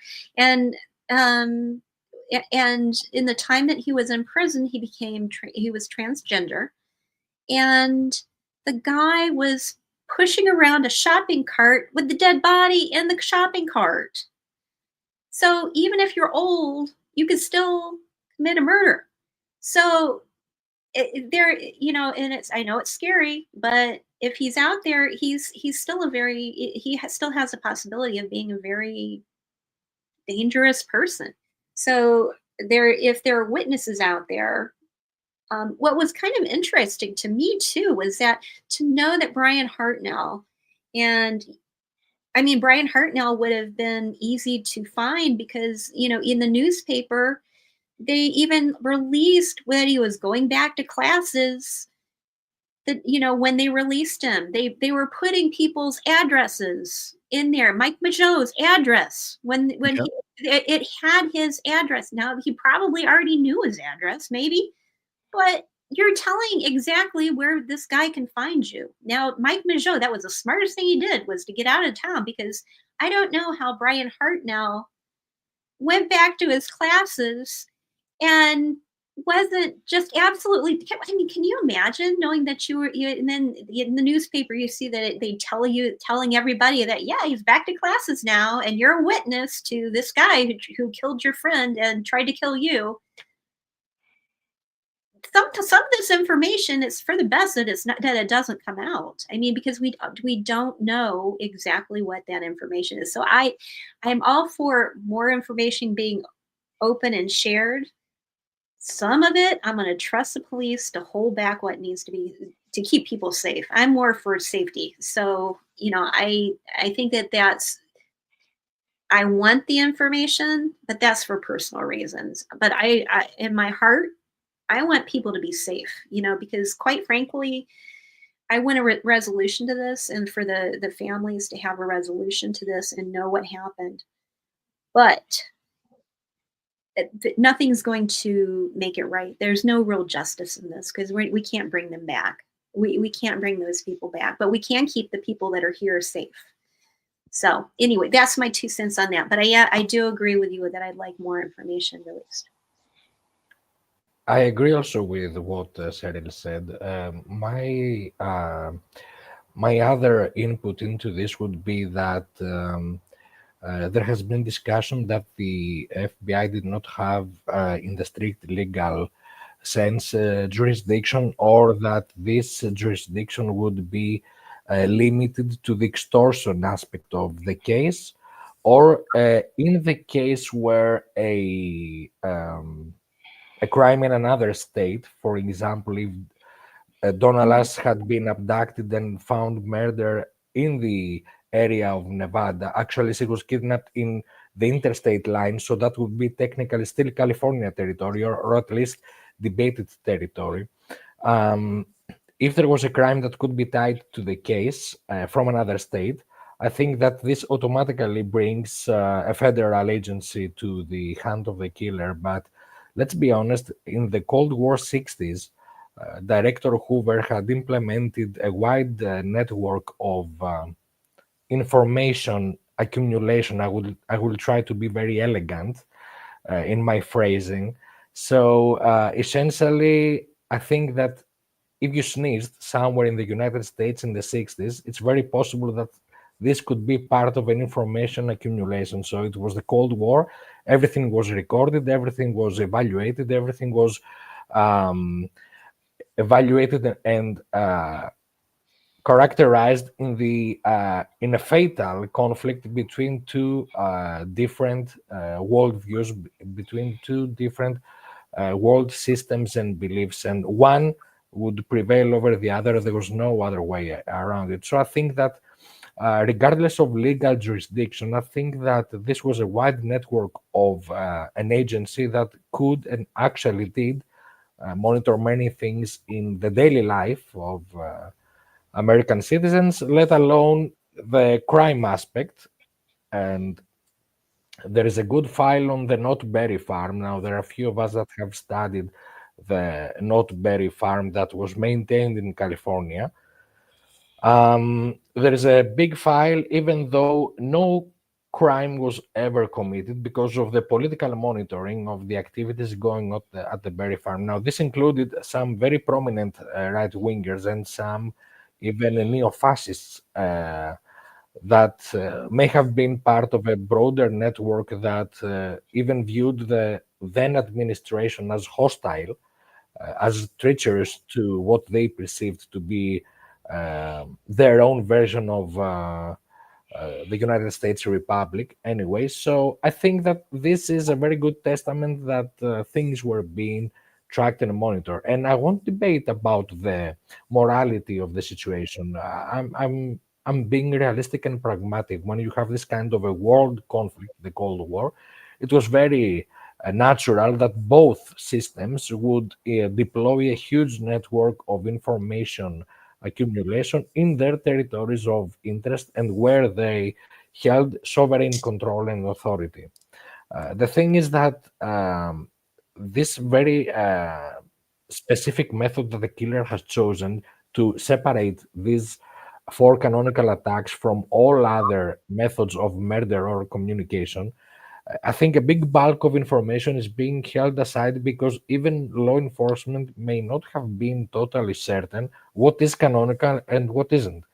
So if someone who is stalking a radio station, like Richard Greenell has written about the phone call to the Oklahoma radio station, so was that canonical communication or not? It's a very broad context, and from the layman's perspective, from my perspective, it's in my best interest to view things in the broader context possible and to try to weigh things. Of course, the subjective personal aspect of what I deem canonical uh, fatally and finally will have to come into play because I have to make some decisions. So every person that investigates has to make some decisions. The difference is that I have the luxury of being wrong, and I'll say I will reevaluate my strategy and I will move on. Law enforcement does not have that luxury. They don't have the luxury of saying, "Oh, we thought wrong about this being canonical." Well, it's not, or the other way around. So I understand their very cautious nature, but I think that maybe some side product of this case could be released. One example that I will mention is the Monticello card. Okay, the actual layout of the Monticello card, I would like to see that. The DMV letter, I would like to see that. I don't think that these two pieces of information pose any threat. And the Monticello card is important because not only it involves discussion about the Werner victims, Kathy Bilek and Furlong and Snoozy, but it was released on the birthday of Mike Mageau's father. And now Robert William Mageau was born on July 13th, 1925. If I'm not mistaken, we're talking about July 13, 1971, the Monticello card. So I would like to see the context. And I would like to see that because the name of Monticello is very crucial in what some of us at least understand as part of the whole Lake Berryessa cosmos. So there are many questions here. And if you look at the development of the communication after the Pines card, uh, you have some specific forms of communication that may or may not be canonical. There is still a big debate until we reach the Exorcist letter, which is by consensus one of the last canonical communications. So there's the Novato letter, there's the Albany communication. There's a lot of debate about this. And I think that the release of the layout, of the visual layout of the Monticello card would be really helpful. And this is without even pondering about the significance of the financial contracts that led to the actual destruction of Monticello in Napa County, because Monticello card might as well refer to the Jefferson estate. So there's a broader historical aspect into this. And before I move to the PowerPoint, I also have another question for Cheryl from the psychological perspective. Now, I discussed the previous Monday that all canonical victims are tied. At this point, there is one common root relative of the 7 canonical victims. I include the 2 survivors. This is Sir Robert Willoughby of the Willoughby royal family, that their history is very much tied into the fate of King Henry VI, who was deposed. This led to a chain of events that eventually gave birth to the rise of the more strict monarchs of England, Elizabeth and King Henry VIII. Um, the name of Pennington, the most, let's say, significant historical aspect of the name Pennington, is the Pennington family of the English North, which is the root of the various branches of the Penningtons that migrated to the United States, that provided support to the fledgling King Henry VI, and he actually gave them a blessing, the so-called good luck of Lancaster, about the castle of the Pennington family. So 7 canonicals, one root, one nobleman with another nobleman, the Pennington, that are both tied to the same monarch. Um, if there is a desire for a family, a desire for identity, can the genealogical ancestral angle be actual part of the killer's narrative. I'm not trying to make a validation for my method or my arguments, but I'm asking purely and strictly from the psyche of what we analyze and discuss about this profile. What is your opinion? Well, I think that it would have to be, it would depend on how important that pedigree was to that person. I mean, if that was like,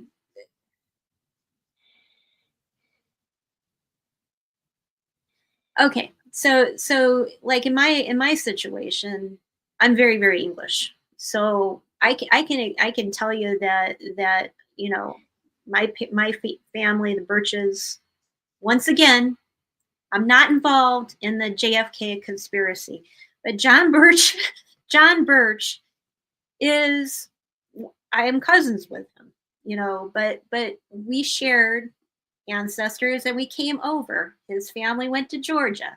Mine went to the Virginia. I guess like when I'm putting that in perspective. Now, if I was a noble person and that pedigree coming down the line was important, I would say, yeah. You know, if I was Lady Cheryl from Birch Hall and coming out of Manchester, there's no such thing. But there was a Birch Hall, but I wasn't, but my people weren't lords and ladies. But if that was important to me and that was passed down and I knew that that was part of my covenants and part of my identity, you know, it kind of goes back to that whole view of him having an identity crisis. If that was, he knew that he was from a very high-tone family and that was important, you know, it was always drummed into him that you know, you're from a higher class of people than everybody else, you know, look, you know, you were related to this, you know, to these people and how important that was. Yeah, it would be. But no, I'm Cheryl Birch from Ohio. So from Maryland, Ohio, Virginia, big deal. I mean, to me, it would be like, okay, big deal. But if I was like somebody who grew up in an estate and I knew that I was, you know, descended from King Henry VI, maybe it would be important to me, you know, because it would once again kind of go to identity. And when you're talking about, you know, you're talking about people who are into publishing, who are into ironworks, who are into, you know, leaders of industry, those kind of things are going to be important to that person. It's going to be part of their identity. You know, it's going to be drummed into them from the time they were little. But I would think that that would be someone who either it was, once again, grew up in that kind of an environment where it was expected, or alternatively, the alternative to that would be someone where, once again, where that was their background, but it was taken from them. So does that make sense? It would have to be something very personal to that person, where it was one or the other. One is that it was already something that was automatically part of his identity. But if it was somebody who is searching for identity, and he did background and say, oh, this could have been my life. Does that make sense? But I guess conversely is that when you look at the victims, they were pretty much middle class, you know, even though there was that connection between the golf and the yachting club and things like that. The victims themselves were not, I guess in my view, we're not, I guess, not of that ilk. Does that make sense?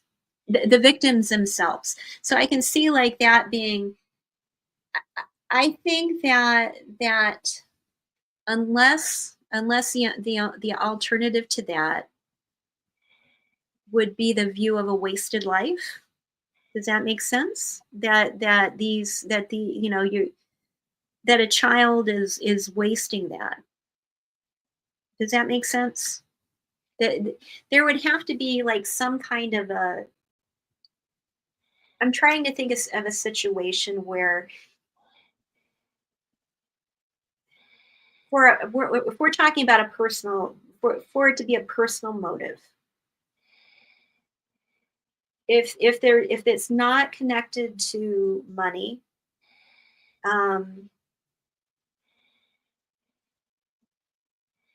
I guess what I'm thinking about, you have to like try to think about what is the angle for the killer, like what satisfaction is there in that.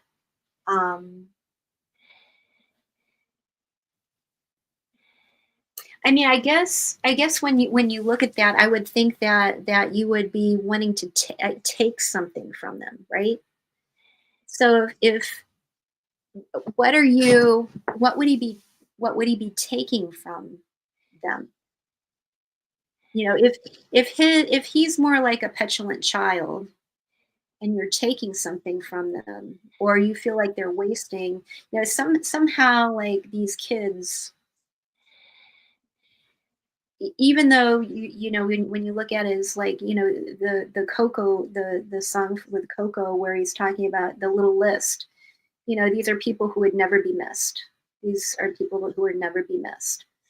Well, okay, if they're people who are never be missed, if we're connecting them down,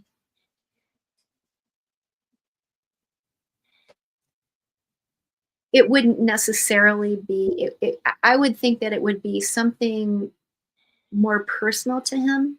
It would have to be there would have to be another angle to it, like something personal to him. And it could be something that is like completely meaningless to everybody else, but it would have to be something important to him on a personal level.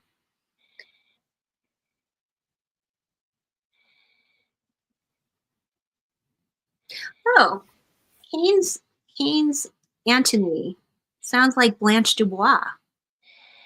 Ah, okay. All right, that's another way to think of it. Yeah. Well, I mean, it really, when you think about it, it is like, you know, that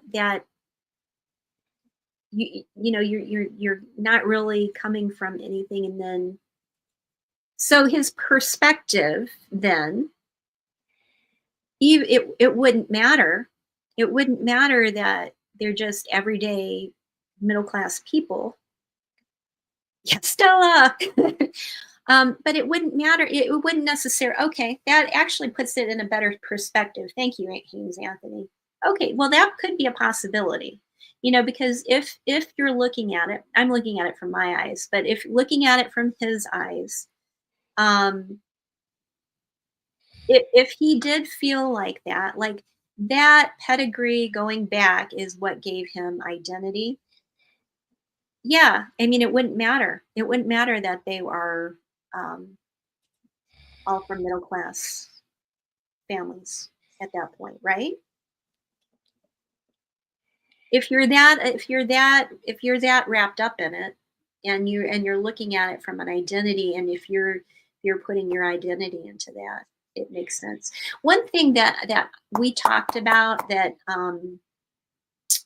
was the LA Times bombing, because I've been watching or listening to the podcast from Infamous America. I'm going to have to pay the $5 because I want to hear the rest of it, because I only listen to it on YouTube, so I get the free stuff.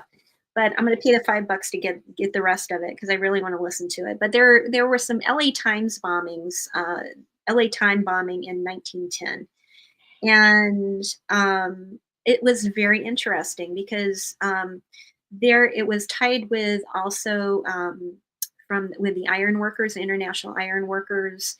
And they hired an assassin, and so they also tied in a anarchist from San Francisco.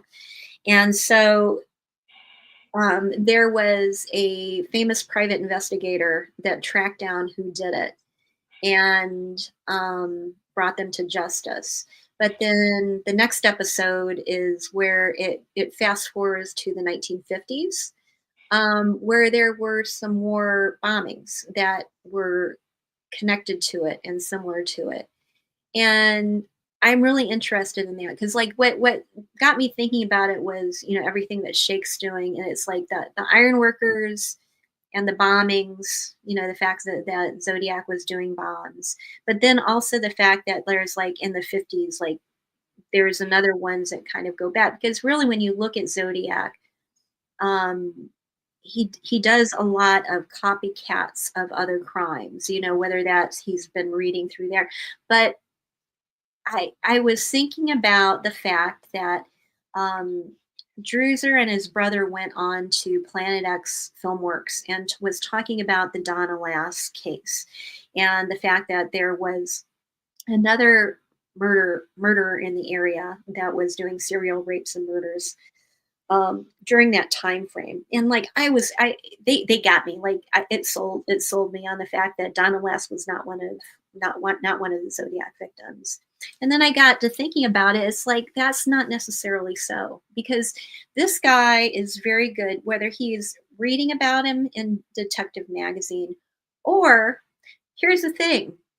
What if this guy is, whether he's a professional PI or he does it for a hobby, he does essentially what we're doing, which is looking at patterns of crimes. We do look in the newspaper. He's reading newspapers all the time. He's going to know the patterns of these crimes. If he's going to be able to know, you've got a predator working in this area. You know what his MO is from all of this information. You even know back then they were putting the addresses of all the victims in there. You can go look around. So much information could have been gathered that if he went to an area, he reads the newspapers in that area, find out what the crimes that are standing out. Essentially, I'm thinking, oh my God, this guy really could have gone, just like you're saying, gone to a different area, and he could have faked the Donna Lass murder and abduction to make it look like this other guy. And so that if they found this guy, they would automatically assume and pin the Donna Lass murder on them.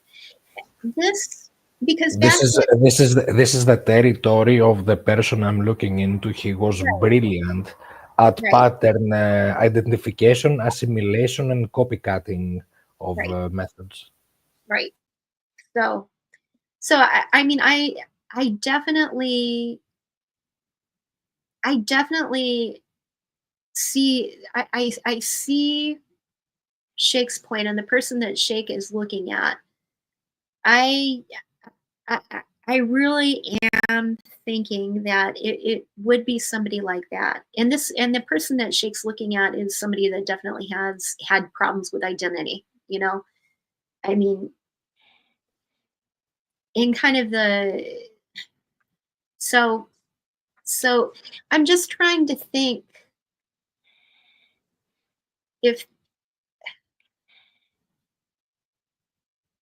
well, I mean, obviously he was very well spoken, but I mean, did he really, at least what I've seen of him, he really didn't put on airs. I guess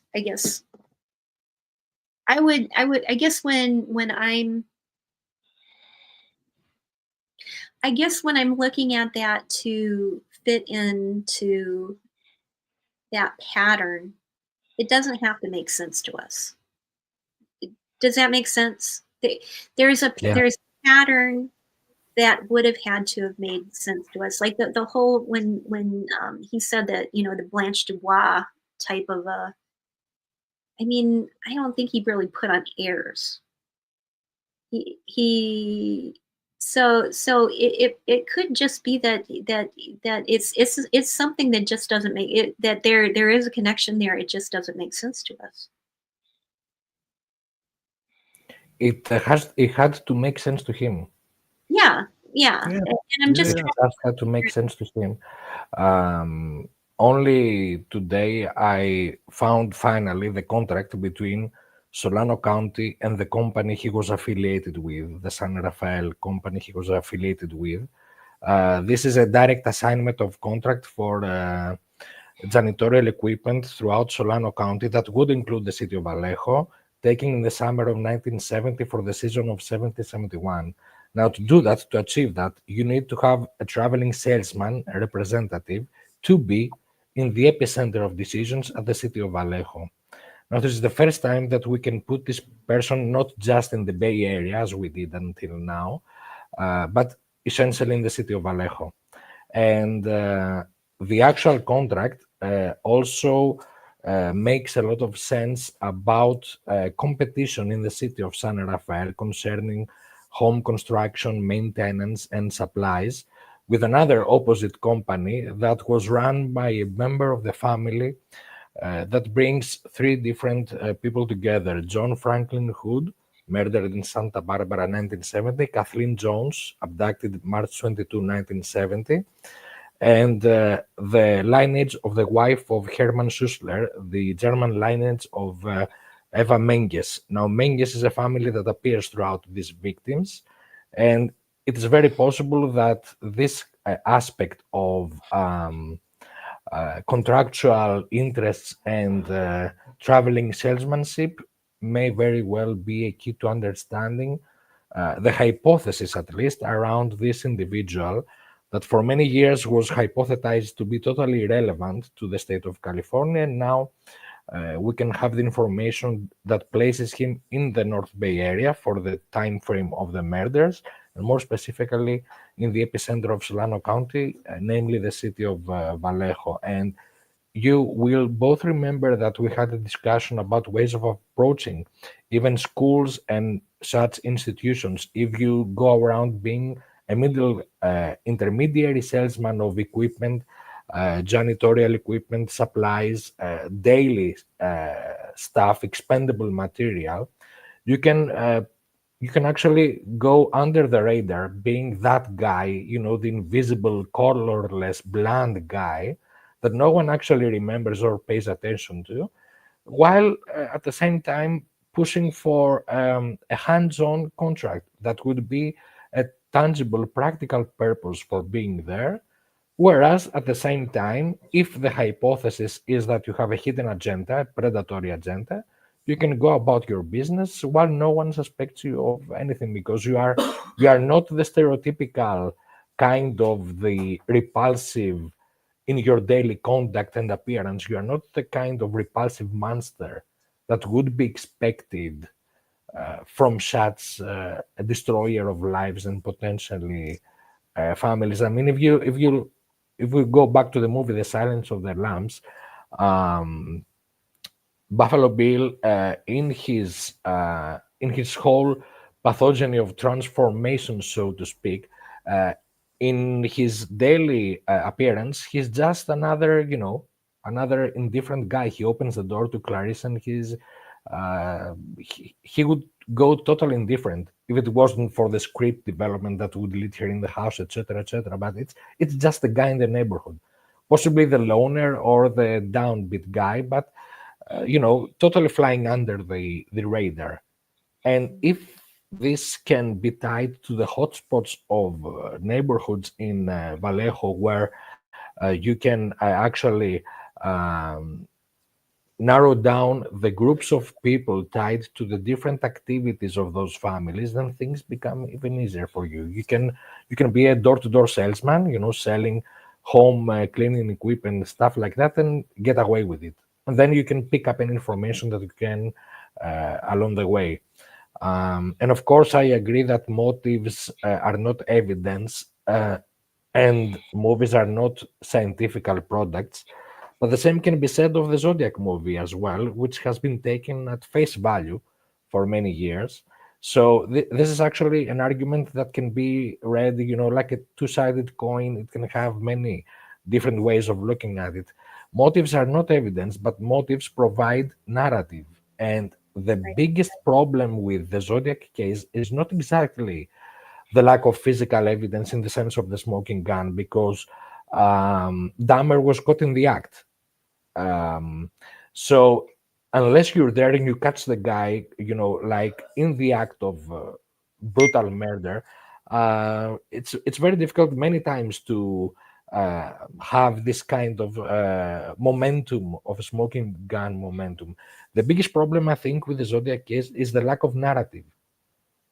It's not just the lack of physical evidence. We can see that in other cases. There is a lack of proper narrative, and I agree. I agree with what Eduard Sepehr says now.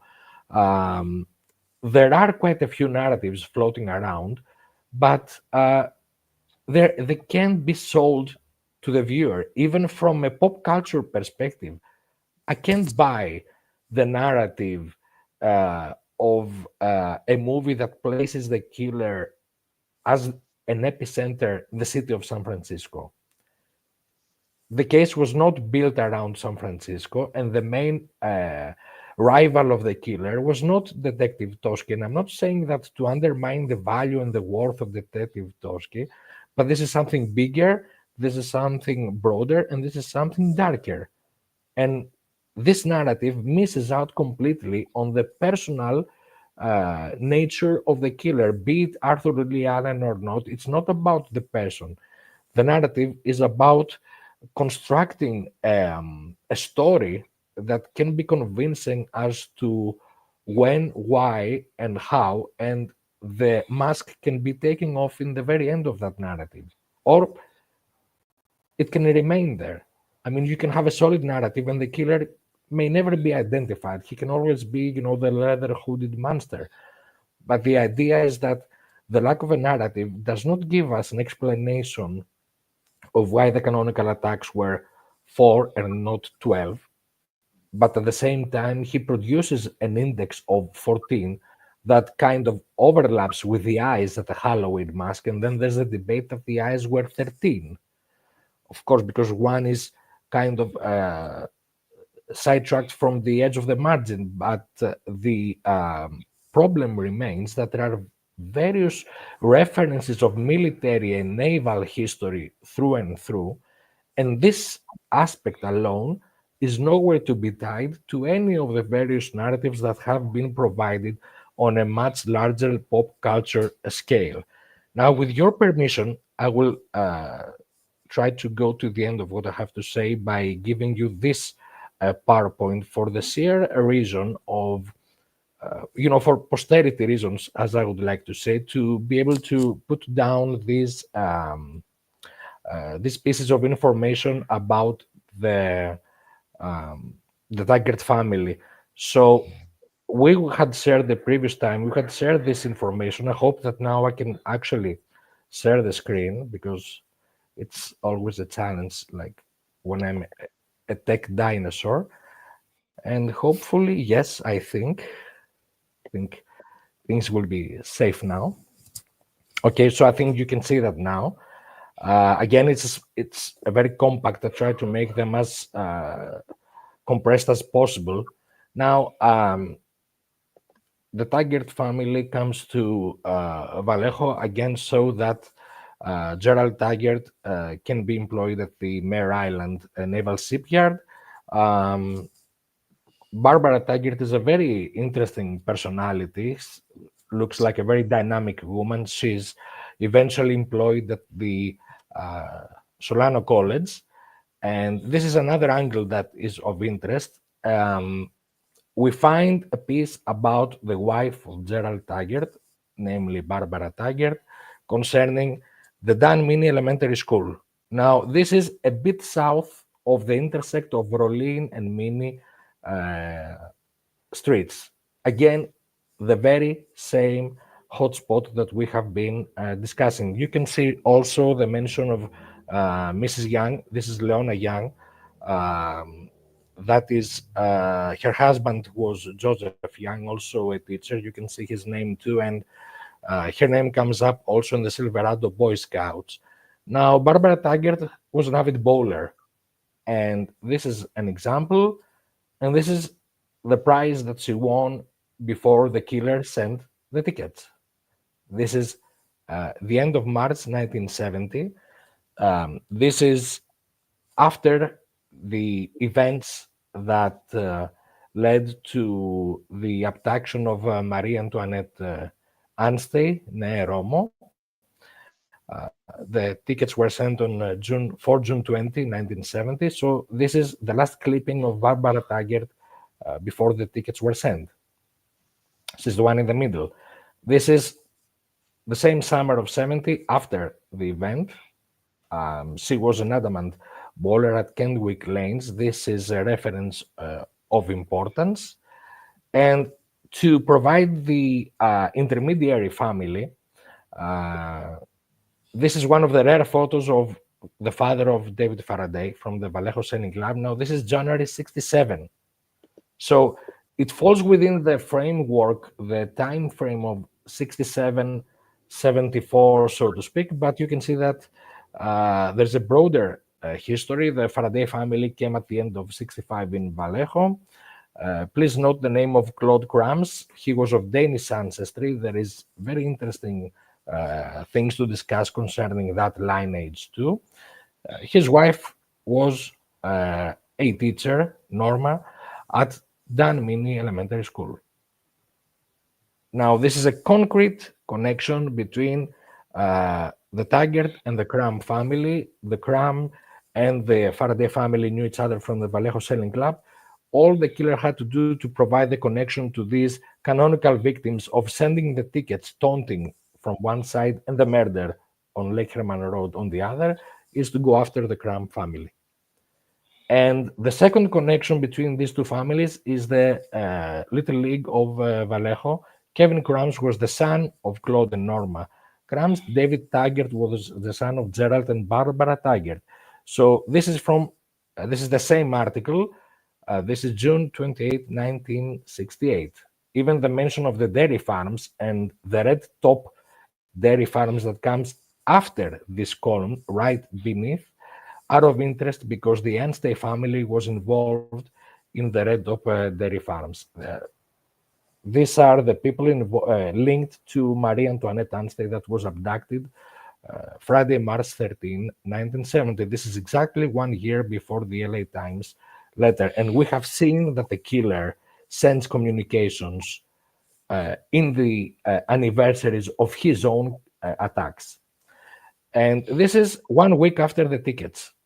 This is Saturday, June 27, 1970. Again, Dave Taggart, an avid bowler, the son of the Taggart family, but also a prominent member of the Silverado Boy Scouts. Now, this is precisely the same institution that David Faraday was so much involved and prominent into. We have 3 different clippings, and it's very important to see that all these clippings are before the tickets, but also the first 2 before Lake Herman Road, and this third is in between Lake Herman Road and Blue Rock Springs. So you might say that, okay, this is just 12 slides. It's not, you know, a volume of information in terms of quantity, but I think there is a lot of interesting information here, because for a long time, the Taggart family was considered to be a canonical incident, but somewhat irrelevant or parallel to the murder, to the canonical murder attack. We can see now that this is not the case.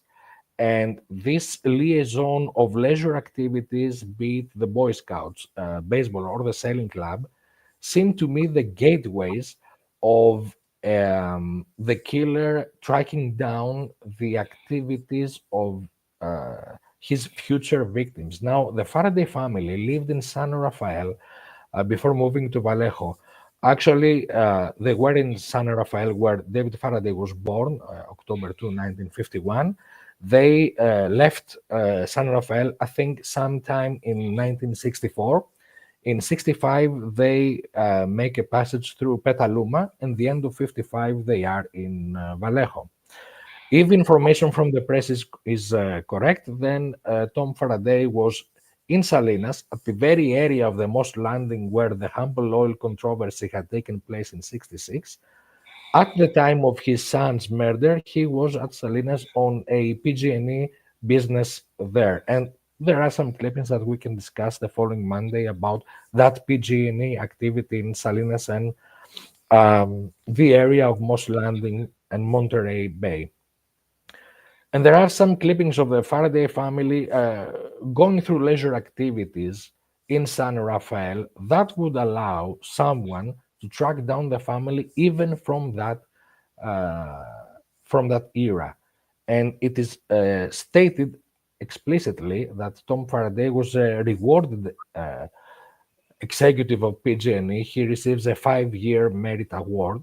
So anyone who may have built this broader context of companies and contracts, including PG&E, that would be interpretations of the Exorcist letter, courtesy of Soze that she has provided, the Hetch-Hetchy affair.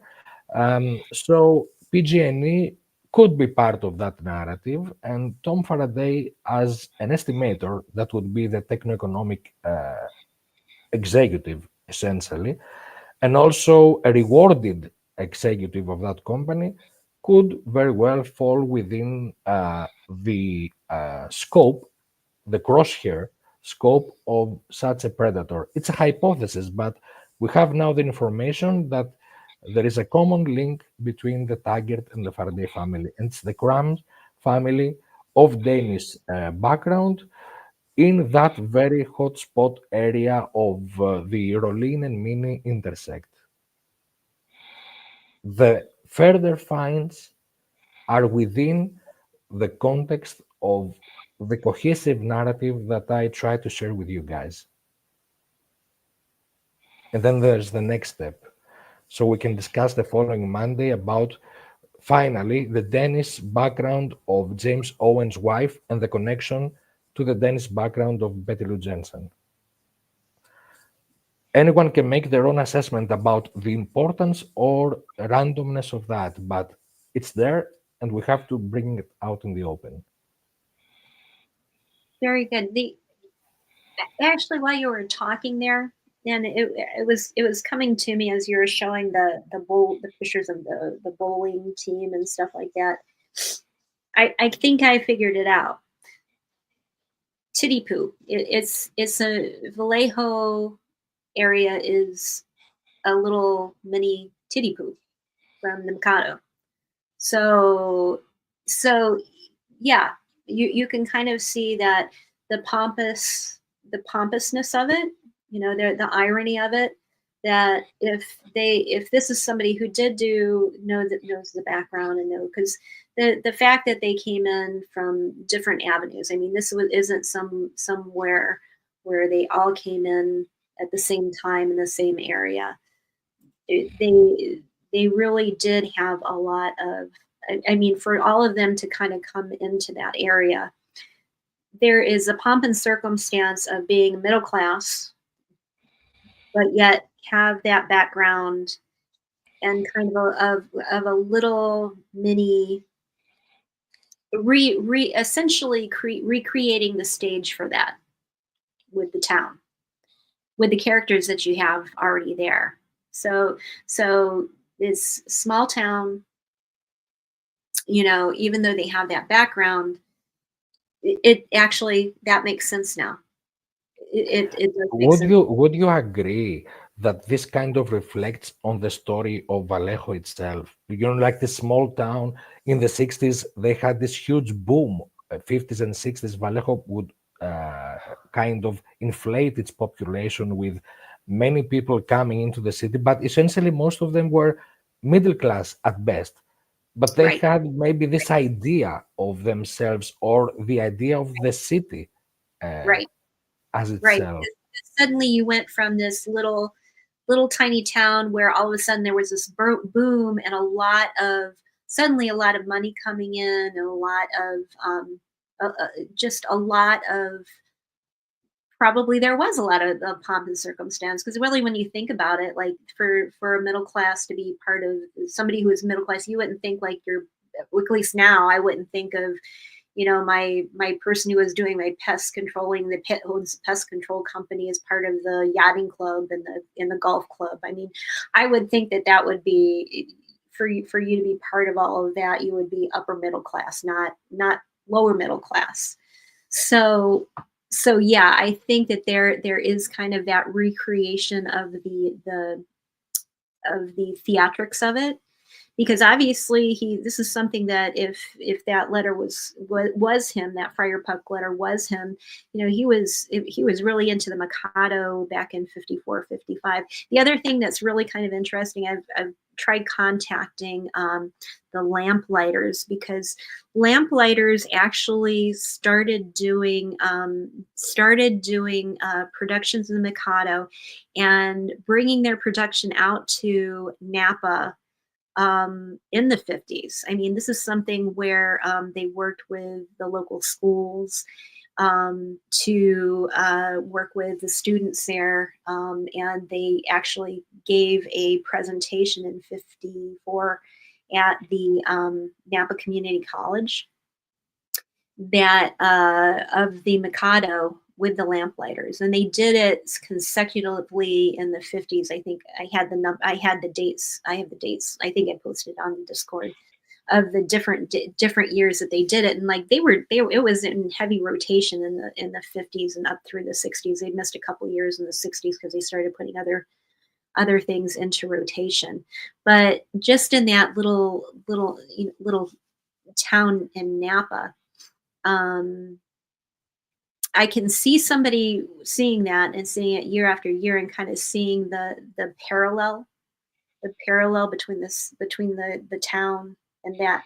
And when you think of all these people, the Grand Poobah, like I loved the Flintstones when I was little, and they always had that guy who was the Grand Poobah at the lodge. I think that probably that pomp and circumstance.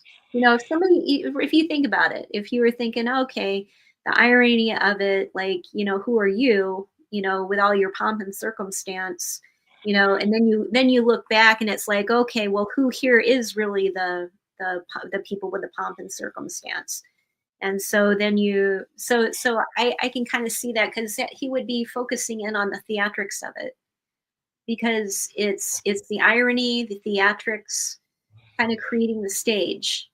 Essentially you choose your stage and then you choose your actors, right? Like if you're creating a play and you're doing a presentation of a play, you choose your location, you choose your actors, you do research on it. I mean, this is somebody who did a lot of research, or whether, so the locations, the people involved, the irony of it. And this might have been something that he was planning all the way back then. It's just that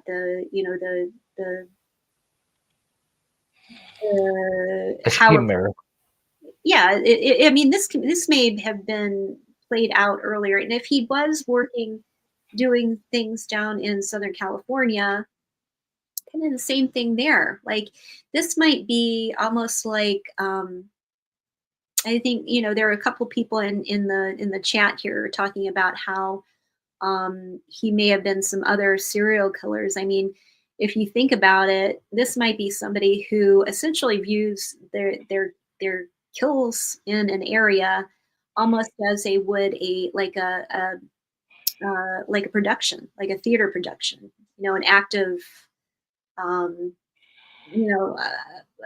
act of modern art. I mean, if you think about it, would you say that he would also choose, as it happens in theatrical productions, the date for the premiere? Yeah, right. Yeah, he would be choosing the date for the premieres. Yeah, so the dates would be very important to them, right?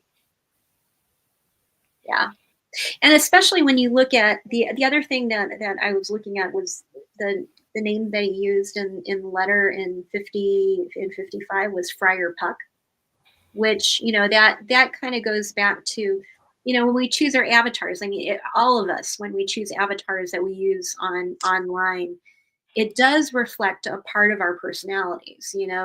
Sometimes we choose parts of our personality that are important to us, but we might not be able to express as often. And whether sometimes we think, oh, nobody will ever know, but like once you get to know people, like you really kind of understand that the avatars and the names that we choose really do reflect important parts of us. So he used two different names and put them there together. One was Friar Tuck from Robin Hood. So you steal from the rich and you give to the poor, right? Which, if he's poor, it's kind of the irony of, steal from the rich and give to the poor. Boy, he might be giving it to himself, but still, I'm giving it to the poor. So, and then Puck from Twelfth Night, the idea of, a brownie, a fairy, a demonic, very blissful, but trying to, cause problems and kind of malevolent in a way, but in a lighthearted, ironic way. And they're both very, very theatrical based. The same thing with the McConnell. I mean, this guy definitely was. I mean, I'm kind of wondering if this was his kind of his type of modern art. Like he was viewing this almost like as an art project. It's this theatrical project. But also, it's in a way, it's an exploration of his own identity. This is somebody that really doesn't have, on his own, he hasn't fully developed that identity for himself. He's always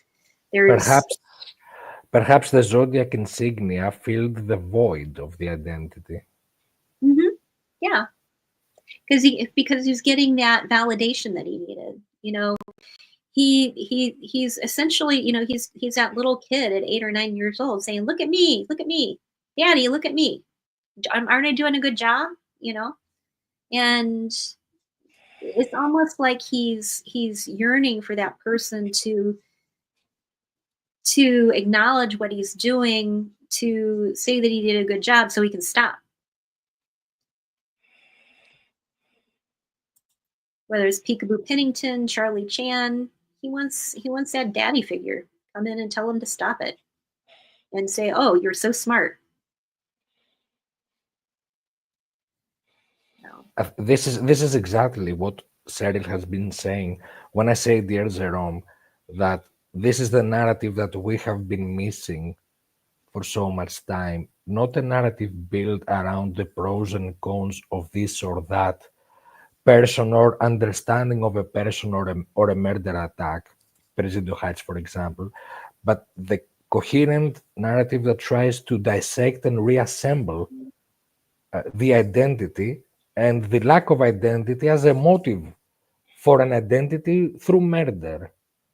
The Lamplighters were famous, among others, for having this their first stomping ground in San Francisco was actually a basement theater. It was one of the very few, a unique structure in San Francisco. And the way that Cheryl not only brings it up as a reference of the whole context of the case or the theatricality, but also introducing it into the construct of the killer's viewpoint as it develops throughout the years, I think it's part of what we have been missing, and I'm very grateful to be part of this discussion, to try to blend the pragmatic information, the practical, tangible information, the other parts of the reference overlays with the core of the information, which, in my opinion, is that narrative about the identity. I think he says that in Z408, he says, I will give you he speaks about identity. He mentions the name in Z13 later on, but it's the identity that he first introduces as a riddle in his very first riddle. I'm very happy and very proud to be part of this discussion, and I hope that our audience feels the same. I am of the opinion, I have to say this now, I have been watching the views for all episodes. As the days go by, as the weeks go by, there is an exponential increase in all of the episodes, viewings and sharing and discussion. I think There is this first wave of what we are doing now, and there is heads on the second wave coming. I think there's a lot to be discussed for other people as well, from what we try to make sense of here. And I'm very proud to be part of this effort, and thank you both very much. And as you may have surmised, the 3 hour mark has the bell has rung. Imagine the introduction of Iron Maiden, "Hallowed Be Thy Name," since we're discussing heavy metal in this episode. So, as Bruce Dickinson says in "Hallowed Be Thy Name," my final hour has come. With your permission and love, you will allow me to withdraw for the evening. It's 1 a.m. here, and I promise to continue this discussion with both of you and any other guests that we may have next week. It's been a real pleasure, and I'm departing, truly, I mean that, with many new fresh ideas and information about all this. And I thank you both, and I thank the audience also, the people in the chat room. Thank you very much, Jake. It was, like always, incredible talking with you, and you have always great observation, and you are a great researcher and a great human being. And thank you. Yeah, that was great, Shake. Thank you so much. Sweet dreams. Thank you so much. We'll continue. Come tomorrow, we'll continue. We begin the round for the next week. Good night to both of you, dear Cheryl, dear Jerome. Good night to the audience. Great to see you. Thanks for listening. Enjoy the rest of the discussion. Bye, everyone. Bye. Thank you. Good night. Bye.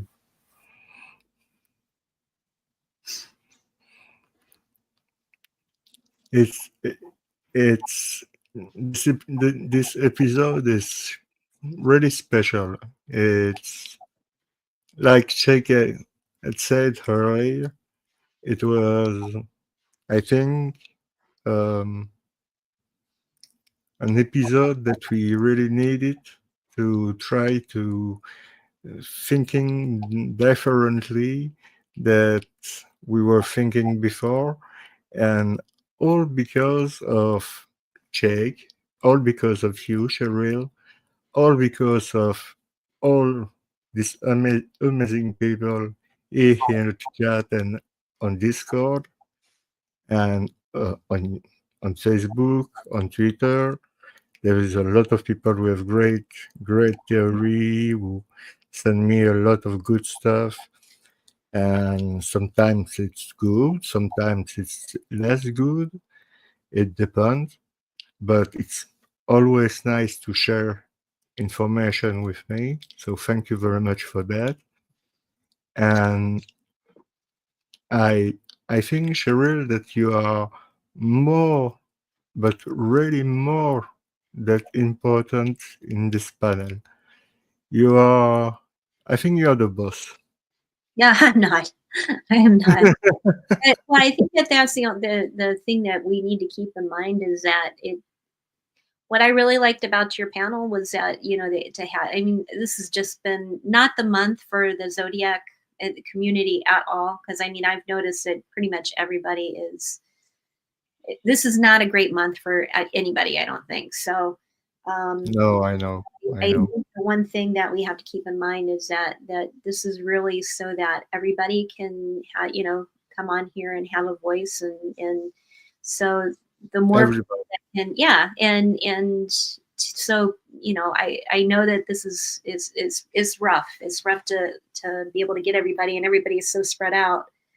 But hopefully we can keep it going, and then, you know, people can jump in, and because I think that's the great part about it is that you have different perspectives, people coming at it from different directions. And I think, yeah, that's the other thing, as far as Haynes is talking about, you know, everybody's comes at this from a different perspective. Now, you're right. Yeah, you're right, Haynes. Is that the motive is not going to bring a conviction. You know, you need hard evidence. But the thing is that after, you know, over half a century, you're having to look for new, different areas to research.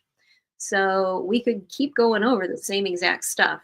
So, but, if unless we start looking at it in a different way, and the whole purpose of this, but with Shake's background, doing all of this background and the genealogy part of it, is that you're getting more detail and you're getting new avenues to look at the information in a different way. The same thing with talking about the psychology of the killer.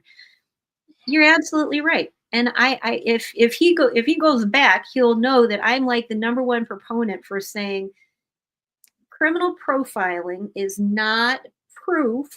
It's one of the first things I said when I came on here. Criminal profiling is interesting and it can help you guide you in the things that you're looking at in the investigation, but it is not proof. Any kind of a criminal profile is not proof of your POI. And that's one of the first things that I said on here. So in Haynes, I absolutely agree with you. But it would, at this point, and even early on, it makes no sense not to look at possible motivations, because it is going to help you, guide you in the areas of investigation that you look at, and helps you to narrow it down.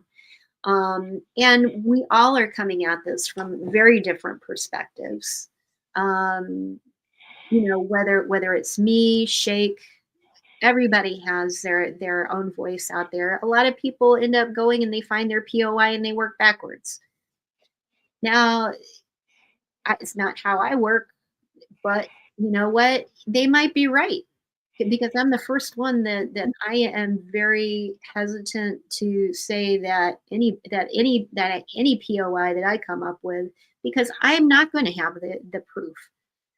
The people who are going to have the proof are going to be the police officers, the people who are going to go knocking on the door and actually have what physical evidence they have, the information that they're holding back.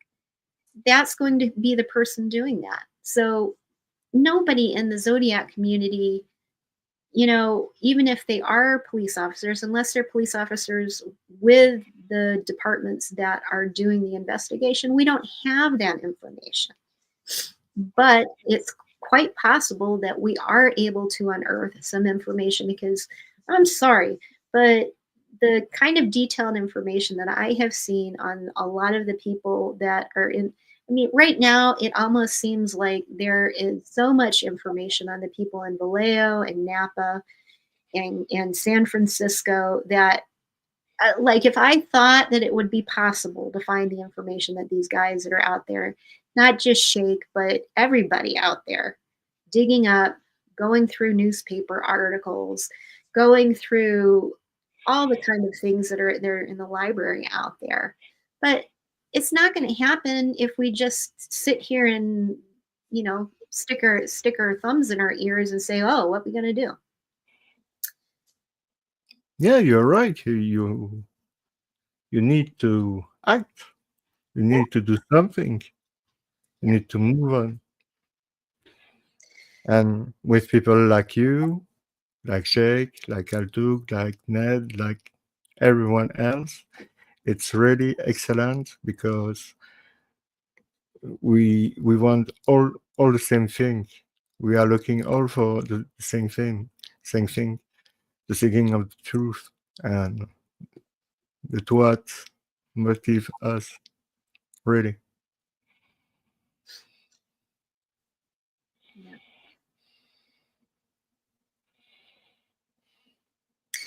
Well, is there anything else that you wanted to talk about?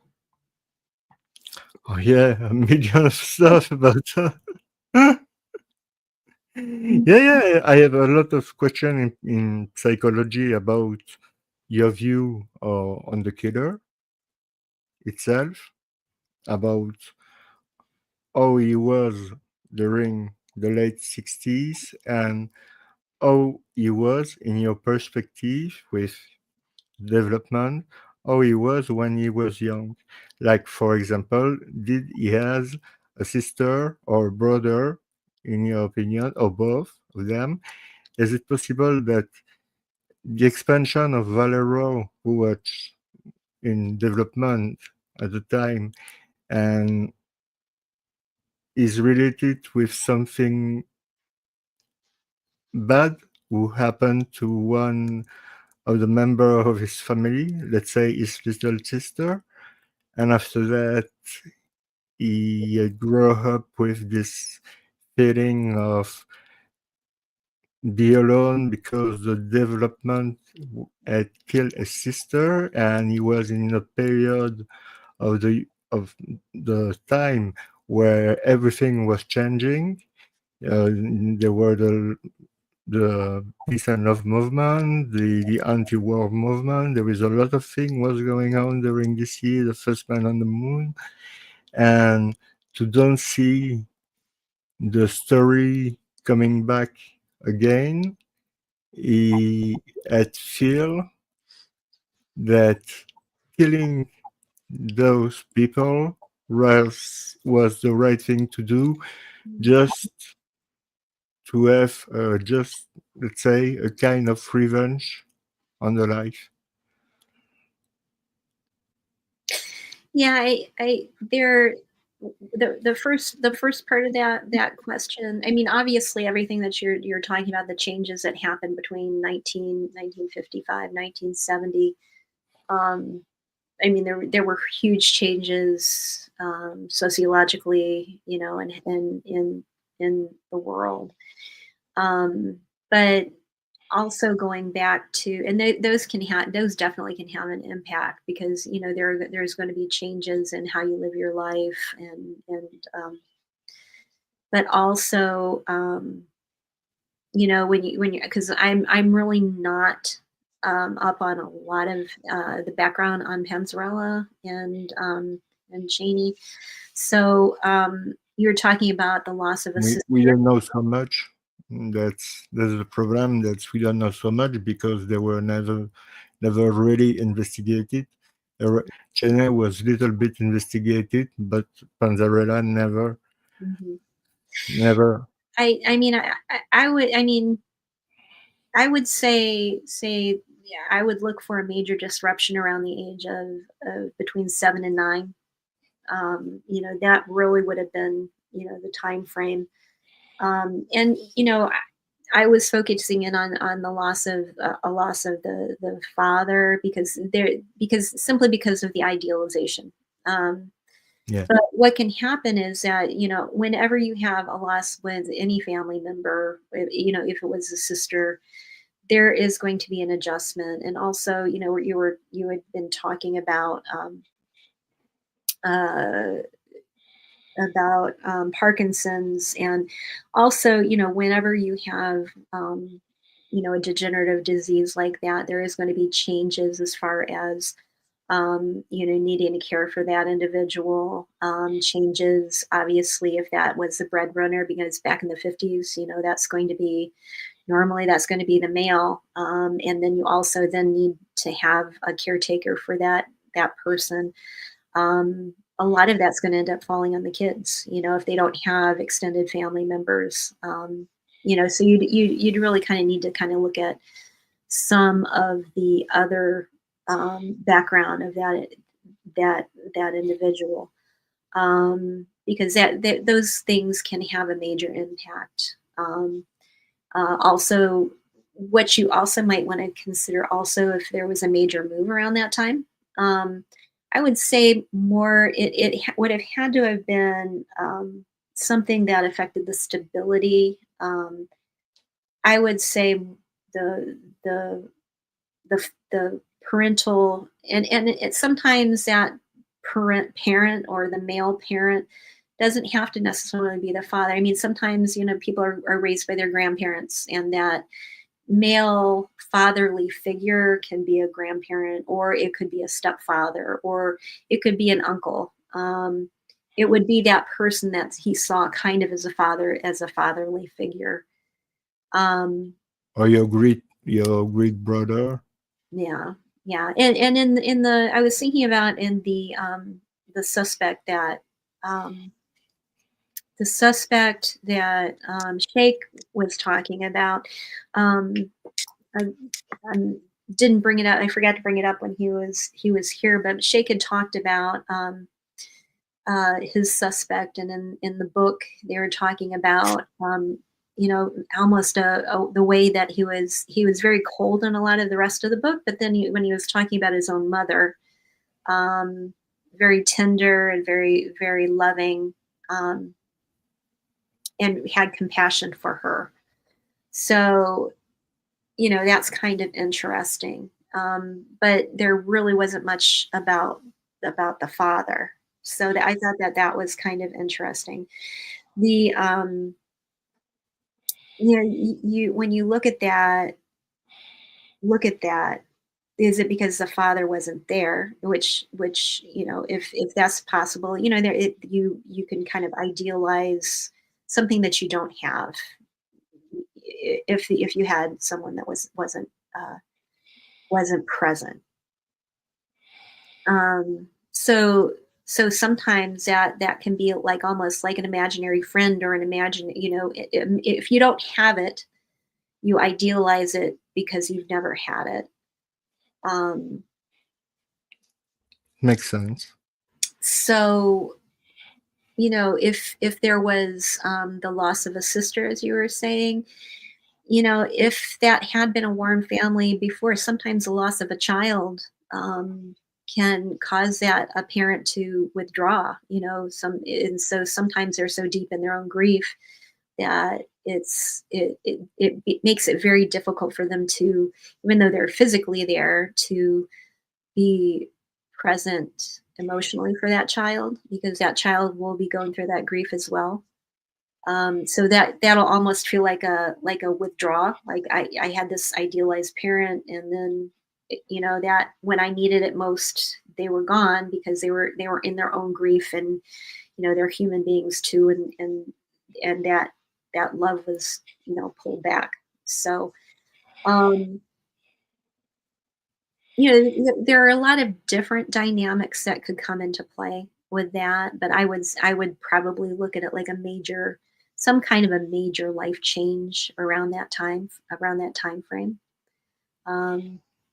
It could be an accident. It could be a loss of loved ones. Could be anything, but something really important to him. Yeah. And I love talking with you because you have a way to thinking which is incredible. I mean, if you are looking for a new job, make psychologist, and you are going to win millions of dollars because you will have your own show on the TV. And trust me, you are incredible, Cheryl. Thank you. Incredible. You have an incredible way of thinking. It's amazing. I'm really proud to have you in the panel I've created. Ready. Oh, we have a question here for you.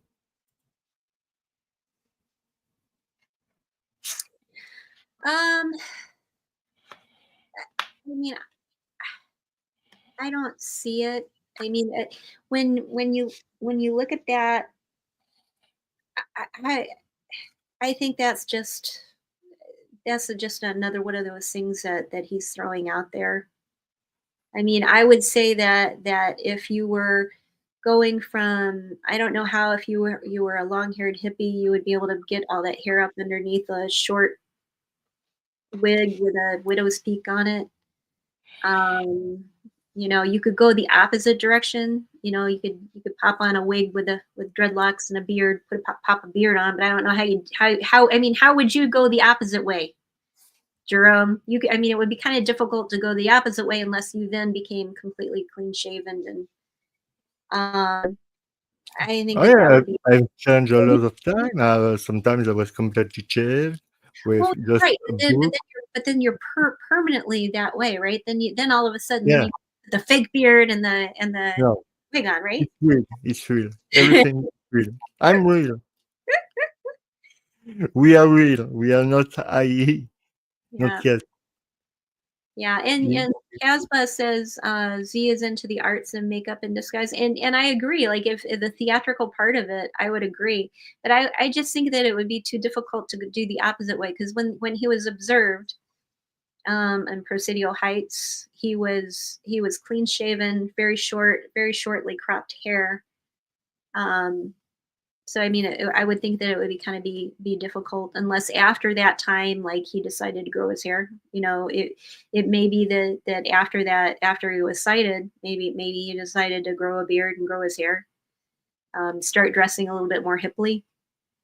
I mean, you know, he was wearing pleated pants, you know, that had gone out of style about 10 to 15 years before that. So um, I mean, I don't know. Maybe he had a glow up. Maybe he went and had a makeover and grew his hair. But I think it would be kind of hard. Do you think it's possible? I was thinking about that, but this is just about self-preservation. Do you think that's possible that Brian Hartnell, by purpose, had said that the Zodiac was wearing a mask because he was not wearing a mask and he was able to recognize him, but like he survived, he was able to recognize him, but don't know want don't want to let know the people that he knew how the Zodiac was. Well, So we do have confirmation from Cecilia, though. You know, from yeah, because I Cecilia know, was, yeah.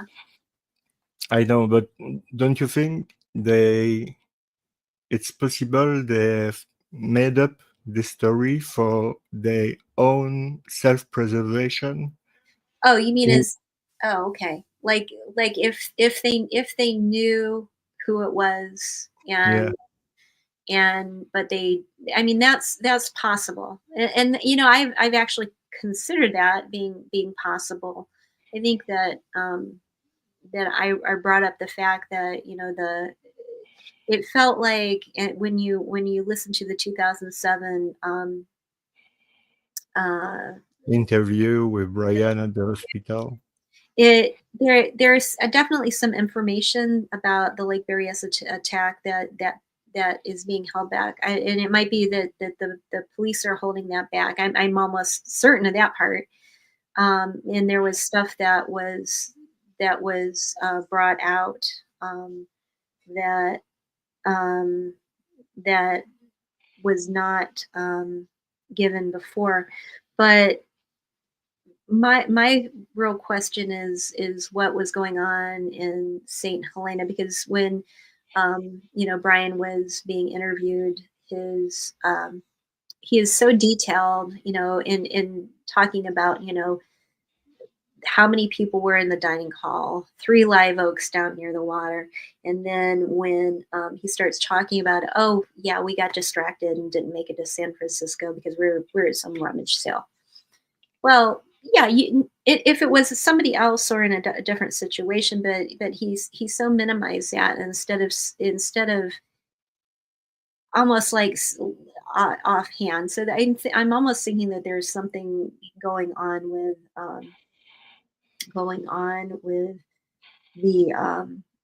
the rummage sale in St. Helena that the police don't want known. And I keep thinking, you know, the whole idea of, you know, these kids, at least down in Vallejo at Blue Oaks, we have at Lake Herman Road, when the house was raided, you know, they found the drugs and they also found the stolen welding equipment. At Blue Rock Springs, you have drug dealers being arrested there, with thousands of dollars on them.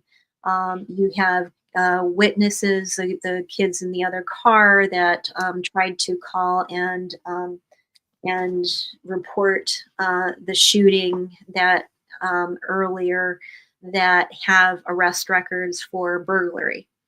And so what do you do with that burglarized stuff that you need to get rid of? You're going to have to fence it, right? So whether whether the kids are fencing it or whether it is the kids bring the stolen products to the drug dealer and then the drug dealer takes it to be fenced. You don't sell you don't sell that product where you're at. You then take that stolen product south to sell it in Southern California, get more drugs. The drugs are then brought to Northern California. You get your opiates that are coming in through the ports in San Francisco, going back down along with the stolen product from Northern California. So the other thing is also like it wouldn't even need to be a situation where they actually did that. It might be a situation where, Zodiac assumes that that's going on. The same thing with being in those areas. It might not be a lover's lane. That might not be really what has set him off. That part might be an assumption that they're involved with either drugs or stealing, or that might be the crime. He's obviously obsessed with some kind of a crime going on. So, but the question is, what was that crime? Was it really a lover's lane situation? And then, also the fact that when you look at Sherry Jo Bates, she had the fiance who was going to University of California in San Francisco, where Paul Stein was also a doctoral student in English. So was she, is it, you're gonna, like, I think we brought it up before, you're gonna have a pretty blonde girl from Southern California, they're gonna be less likely to be stopped.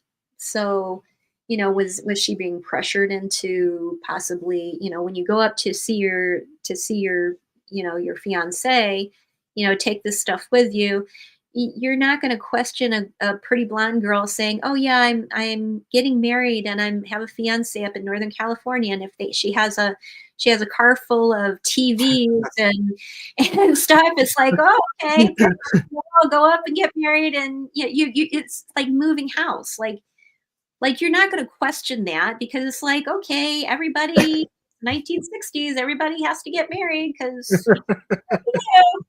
so yep. So you got the stuff going up, and the same thing with Cecilia Shepard. She's going up there to college. She says, what does she say? I have to. I'm going to Southern California now, so I have to go up there to get rid of some stuff that I have up in storage up in Angwin.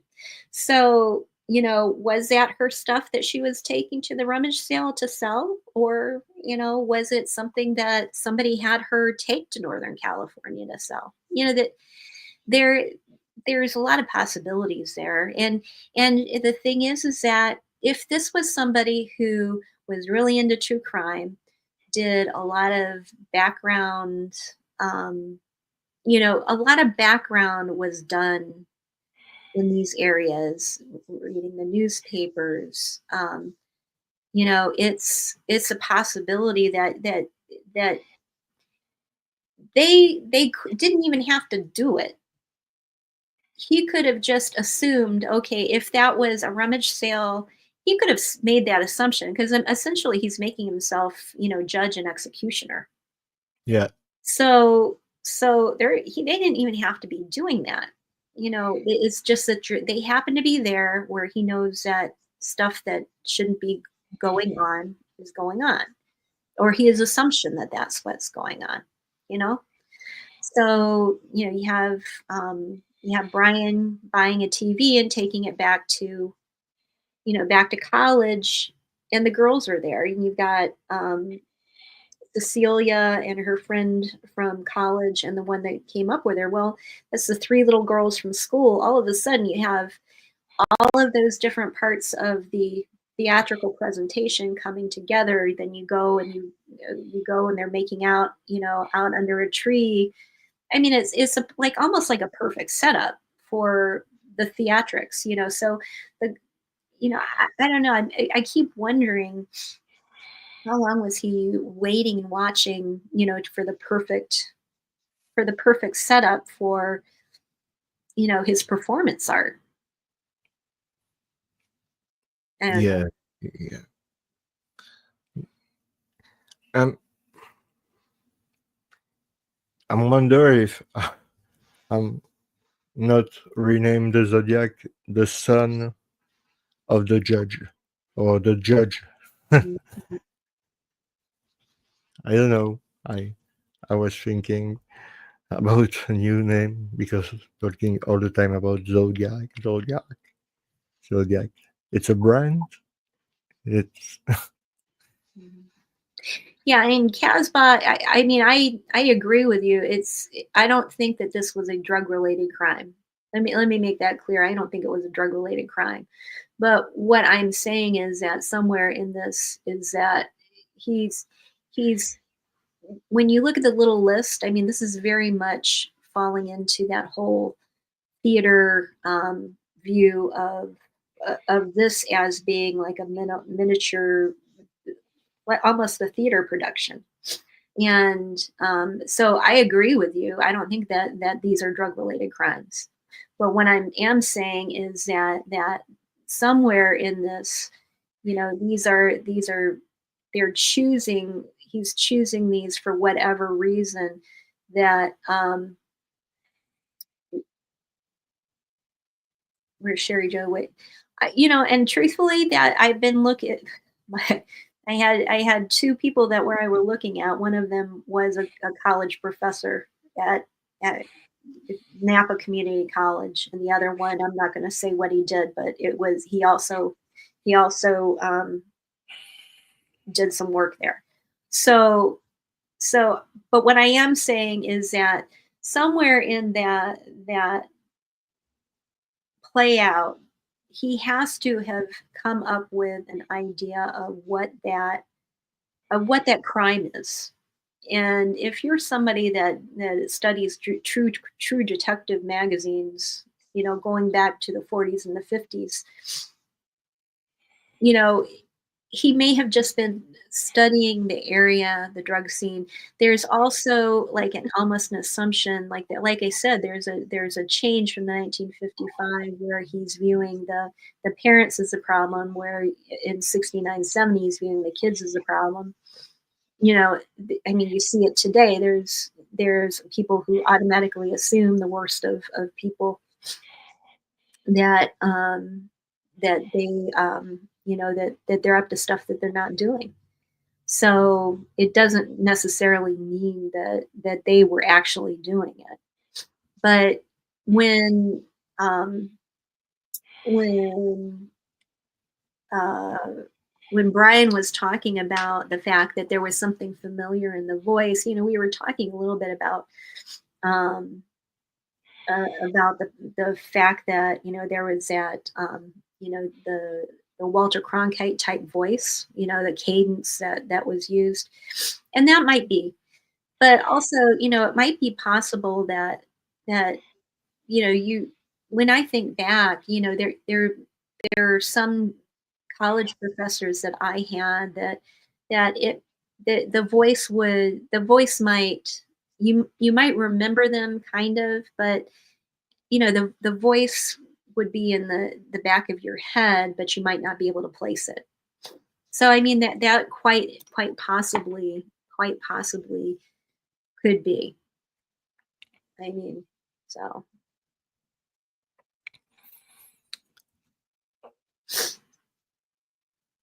And Casbah, to answer to your question, you are very welcome when you want to the channel to talk about what you want. You have my address here. This is the zodiac@gmail.com.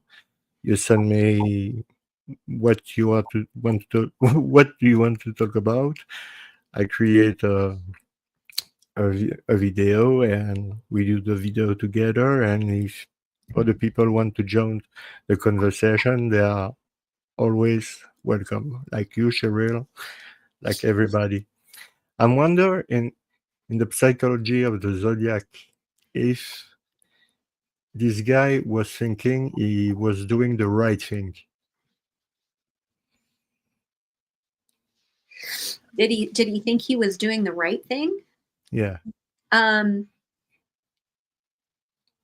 well, I mean, Is it a possibility or not? well, I mean, he knew that. I think that he knew right from wrong. I mean, I don't think that Yeah. if you brought him to, I think that he knew that if he was caught, he was going to go to jail, which is really what, if you know that, if you know enough to hide, he's not legally insane. So he No. knew. So if you know enough to hide it, and because obviously he didn't stick around after, he's writing these letters. If not, he would just signed his own name. He wouldn't have bothered to, create the Zodiac persona. And do you think the letter are really important to decompose and really deep dive in the letter to try to understand the level of Not. study of the guy? Or I think a lot of it is just to keep the police busy because I think I think Soze put it in the today. It's like the letters were to keep peace. It was to keep the police busy. It's going to yeah, keep the police busy to do that. I know, but So you write it, so you I you think the agree with me. right. I think the as far as the information that he gave, there is a lot of information. I think it's going to be stuff that he didn't necessarily intend to let us know. No, no. That just for example, when you say "Dear Editor," it's polite. Mhm. It's a polite introduction. Right. He's a killer. He's a psycho killer, but he's polite with the editor. Why? It's a question we can ask yourself. And about everything he said, I think a deep dive could help to have a better understanding. I could be wrong. I could be completely wrong, but I think it could be helped to have a better understanding of the way he was thinking at the time Mhm. to write this kind of letter he was writing to the press and the police, like a little bit the Ramson note, the 3-page Ramson note in the case of John Bennett Ramsey. If you wonder yourself who had write this letter, for me, in my it's just my opinion, but it's come from three students, who were related with people working for John. They knew that what $118,000 was $1 million in Mexico, and I think those people was Mexican, at least their parents, and they were working for John for not so much time, and they find a way to have money, have money easily because it was easy to go close to John Benet, and but something turns really wrong. But really, really wrong. The little girl was killed, as we all know, and they abandoned the the body there, and they forget to remove the 3-page from some note. But in reading the ransom note for years and years and years, I was wondering myself who could write 3-page note in the situation that we know, with the page of Patty's book, with everything coming from Patty Ramsey, Patsy Ramsey. No,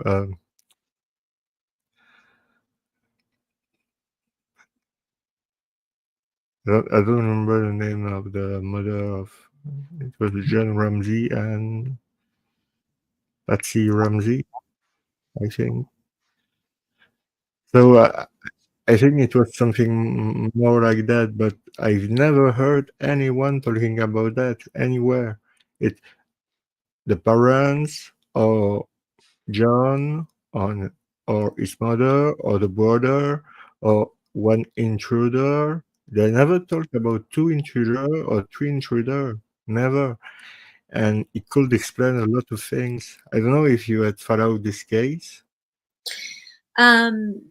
Well, obviously when it first happened, but I haven't been following it lately. No. So Yeah, I I understand. It's don't have enough to really knowledge. I know it's a lot. It's a lot to take on you because when you follow this kind of case, it's like Yeah. I've said the other time, it's not pleasant at all.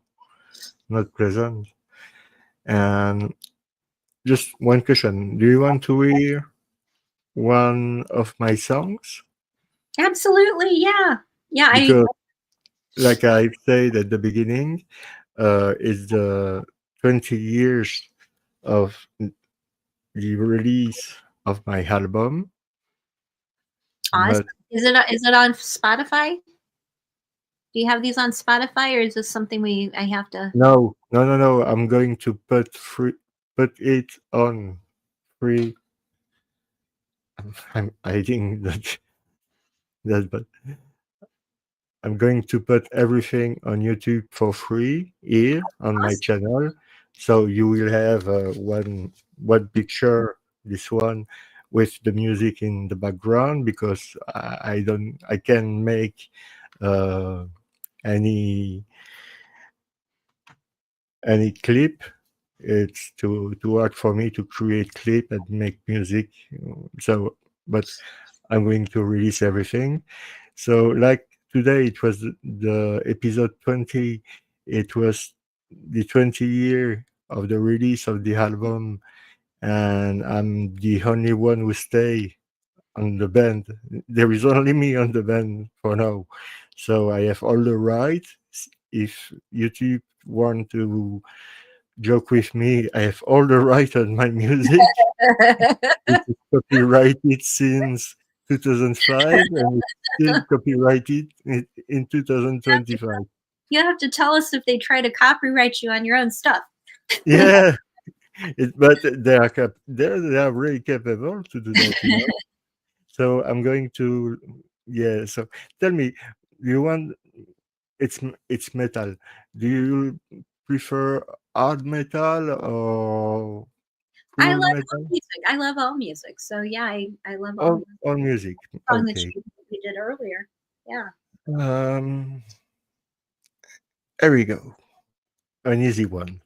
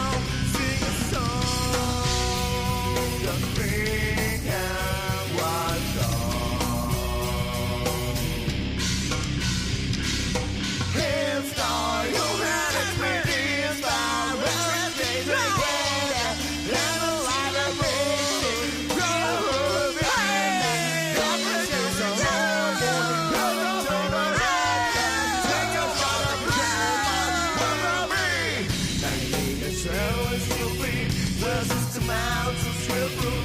Now need to show that money to the fucker. Well, the fucker. And the fucker. And the floor. Why me to kill the lead? It's got it's in my hand. It's in the grand. Why me to kill me? It's got it's in my mind. It's in the brain. Why me to kill me? It's got it's in my hand. We get up, we're money, we're playboy, my control is the love of that. When I watch the time, they gave my cry. They will make me wild and do me a play. So we got proud of my papa was that first party. I want to get on.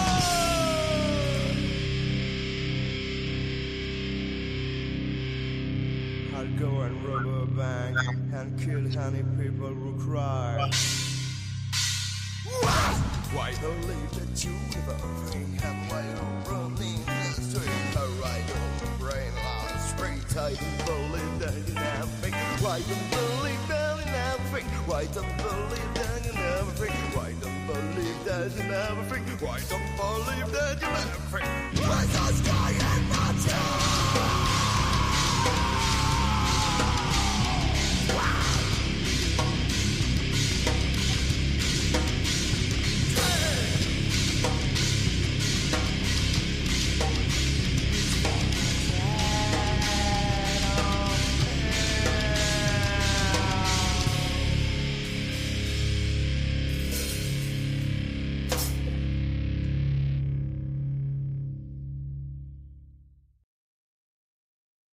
Yay!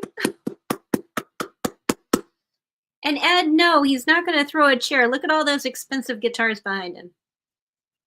That's not going to happen. Oh, you're on mute. You muted yourself.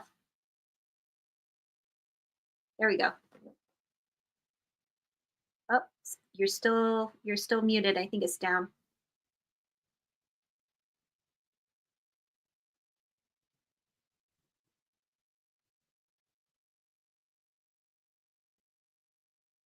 Okay, it's me again. So I guess hopefully he'll come back in a minute. If not, I guess I'm the host again. Hopefully I don't have to end the show by myself.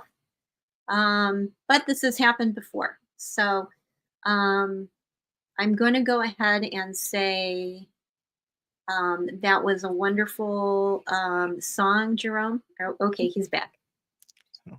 I can hear you now. Okay. Yeah, you can hear me. Yeah. Yeah, I can hear you now because I was telling everybody, okay, oh, it's another show where I'm ending up by myself.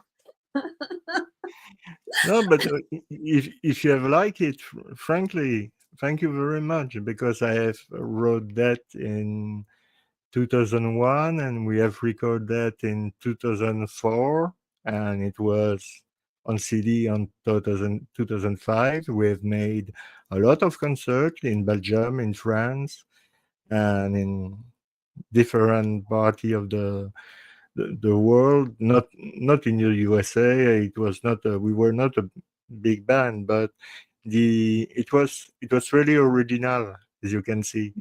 Yeah. It was really original, but it was too early for the people to have this kind of music, to listen this kind of music. They were not prepared. So we were invited in really good metal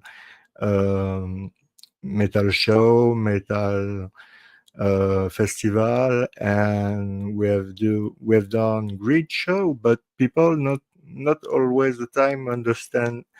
You would have done really well in the United States.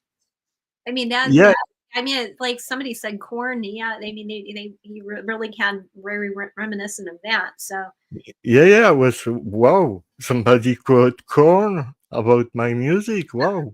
it was very good. So if you didn't do well in Belgium, I mean, that definitely was 2004, 2005, like the late 90s. Yeah, you would have done really well in the United States. So It will be great. Oh, by the way, if you like my music and you want, you want that I go to the United States to become a professional there you singer? go. Yeah, yeah, I can be your manager. You know what? Okay. You and Shake get together, Yeah. create a band, because the first thing I said when I heard Shake's music was, "Oh my God, you're famous in Greece. You have to be famous," because he is really that good. Both of you are extremely good. You know what? That is something Jake is really good. I'm absolutely amazed at, the amount of talent. Like, I have no musical talent, so but between you and Shake, and the fact that you write your own music, I mean, that's beyond, because Shake does the same thing. And like the music that he sent me is like, oh my God, like I mean, you're both to that level. It's like, I can't believe that, you're not famous, because, the music is really good. And in fact, he did a cover of Pornography by The Cure, and Yeah. it's better than their version. It really Really? is. It really is. So yeah, Wow. I'm not joking. So No, yeah, I trust you. but I but trust you.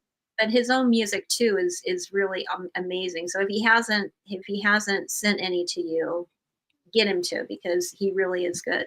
Not yet, but he's shy. I know he's shy, but in the same times, I know you are watching movie together without me, and We'll have to invite you next time. I didn't for know. next time, I'm ready with the popcorn, with everything. Yeah, I didn't know it would hurt your feelings. So No, I was joking. I was joking to it. It will be the end, so to relax the atmosphere, to relax everybody, and to uh, to people have a nice week. I would like to end this show with positive vibes because, like you've said, we have a lot of friends for now who are in a lot of trouble, and we really think of them. All, all. There is no differentiation. We think to everybody, and we hope the best for them. And I'm going to let you the mic to say goodbye, Cheryl. okay.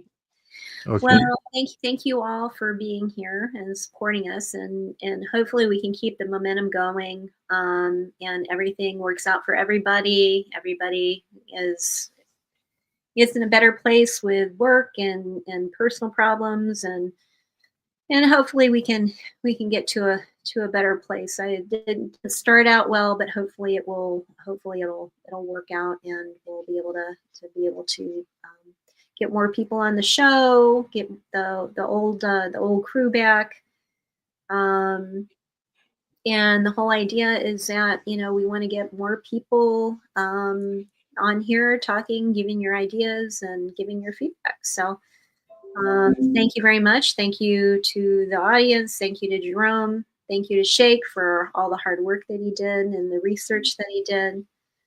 And thank you. So hopefully we'll be back next week. And Yeah, Monday for Zodiac Monday with the panel. Thank you, Cheryl. It was really a great pleasure. Thank you very much to have taken on your time. I know it's not easy also for you. So thank you everybody in the chat. Spend a good week and take care of yourself, take care of your family, take care of your loved ones, and peace and love. yeah, peace and love.